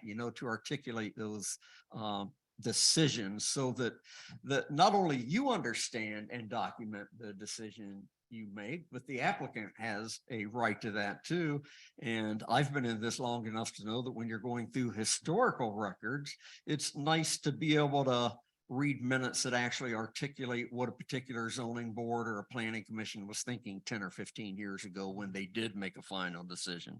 Other than that, I want to present a question to the Zoning Board of Appeals, and ordinarily I wouldn't do this, but I'm going to do it tonight because we have the township attorney here. Right. And this decision does directly affect me. Going forward, the board made a decision that declared that parcel unbuildable. And considered the appeal and variance, a request for appeal, which you granted. And this is a question that I don't have the answer to. And that is, does your decision to grant the variance have an effect on the township board's decision that declared that parcel unbuildable? Does it negate it, or is there further action that needs to be taken by the Whitewater Township Board to follow up on your decision? And again, I don't have any direction on that. It's a question I have. And training opportunities already been passed out there. Thank you. And I don't have an answer for that either. Thank you. Training, we talked about the training opportunities here on October 3rd and 4th. And then we said there has to be one public comment at the end. Anybody with public comment? Yes. Like to clarify, Frank Highmore, Bags Road, like to clarify a few things. Why wasn't General Order 26, Section 9 addressed, where it says you can't make a ruling on this? I'd Well, like that to be put in the record too. right. Second thing. Sure. Unless you have an answer. Go ahead. Continue. The second thing is, why were we being directed through the lawyers questioning, rather than you following your own handbook and answering the questions in the handbook that have to be answered, your own criteria, which are not the same as what he wrote in your agenda. So answer me that.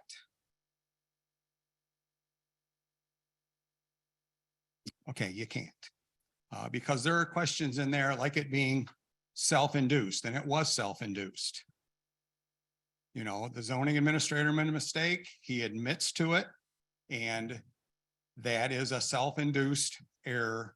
I made my motion because of what the variance was, and the variance wasn't a motion on condominiums. No. It wasn't have anything to do with that, doesn't have anything to do with the building. It was because of the variance and because of the rules that were given to us. There was an absolute yes or no on using the parcel or not. Questions that the lawyer made up, yes. So, but the ordinance shows that Oh, they did if that. you followed it, they would not be able to use it at all. Right. So that was some of the factors that we used in our decision making. Mhm. There it is. So you went against the ordinance. No. The ordinance says you can't rule on it. No, it's So no. I'm just trying to understand. You were asked to step to the podium, weren't you? Yeah, and I'm asking you a We asked question. this gentleman to say something. I'm asking you, you made the decision. We answered it. We asked you. We made our decisions on the variance. Who made the error? Bob Hall. Right, not the applicant, Right. okay, All right. Who was the applicant? the Bags Road. No. Morrison Orchards. We're talking about now, right? No. We're talking about a land split. Like I That- said, They we're didn't make the, we're talking about a variance. That's what we had to rule on, was a variance, and that was it. The rest of it is a planning issue or a township issue. Okay. All right. Well, the township still ruled it not buildable, and that's where it stands. So I don't know what your decision today even did. So. Thank you. Connie Ken- Highmore, Oh, go more ahead. public comment? Sure, why not? Why not? Connie Highmore, Bags Road. I just want to clarify that in the zoning ordinance book, it states that land division happens at the time the land is divided. The Bags Partners did not divide this parcel. Excuse me, could you take that outside? Bags Partners did not apply for a division of land. Bags Partners are asking for a variance on land that was already divided. The variance request has to happen at the time of division, and it has to be the landowner demonstrating a reason for division. I put a FOIA in to Mr. Hall, asking for all the reasons or all of the paperwork on the Morrison Orchard land division.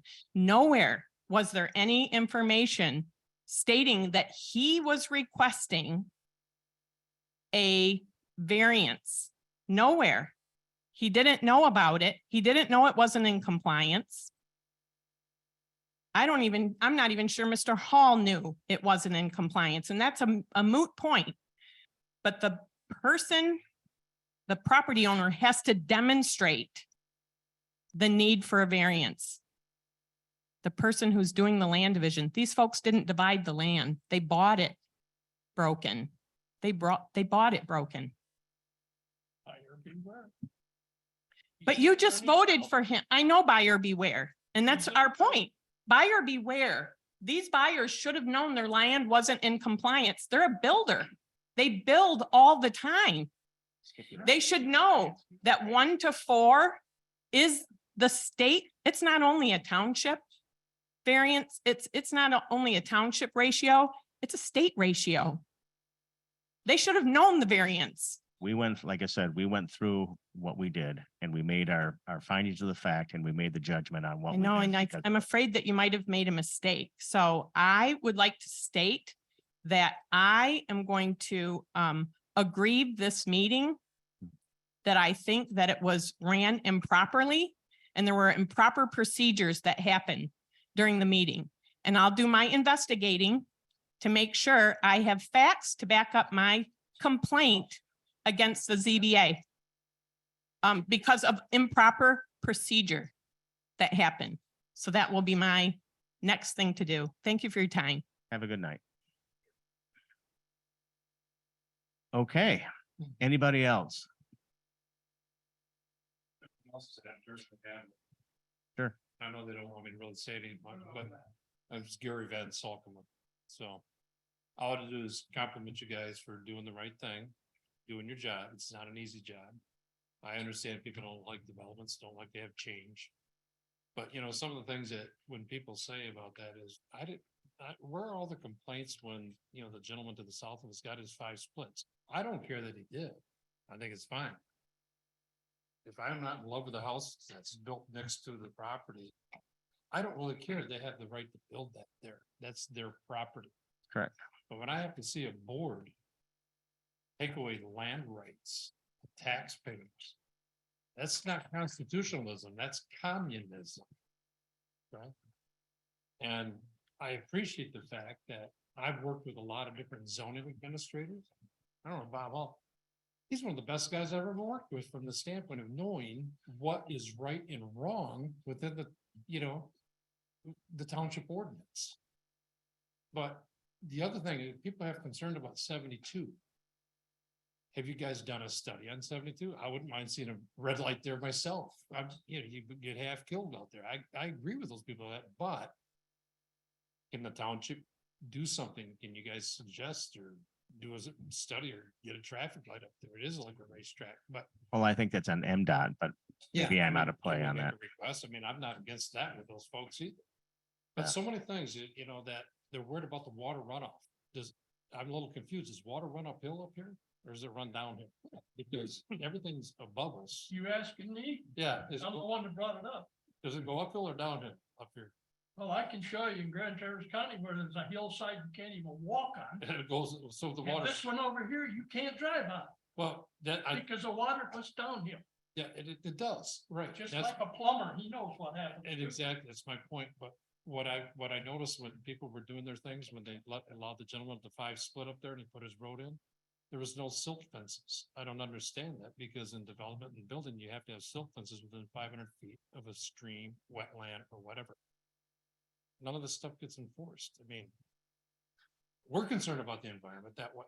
Sure, I think we all are. Where water runoff goes, if you ever put a development in, you have to catch it with the detention pond. Those are things you have to do. And those are environmental impact. Yes. You know, And and those studies, would be done and, Doug Mansfield is a very reputable gentleman. Anyway, that's all I want to comment about that. I mean, the other thing is people did have the chance to purchase that property. Nobody did. But to take away complete land rights when it had 2 splits, I think it did the right thing by at least allowing it to go back to where it was. So thank you for your time. appreciate it. Thank you. We have an adjournment.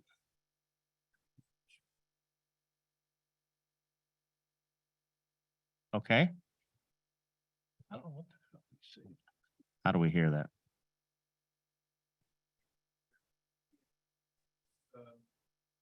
Good evening, can you hear me? And thank you.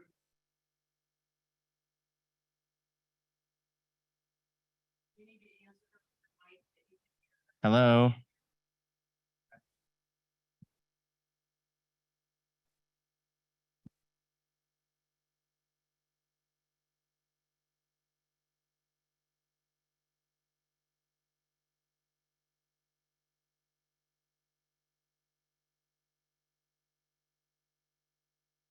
Thank you.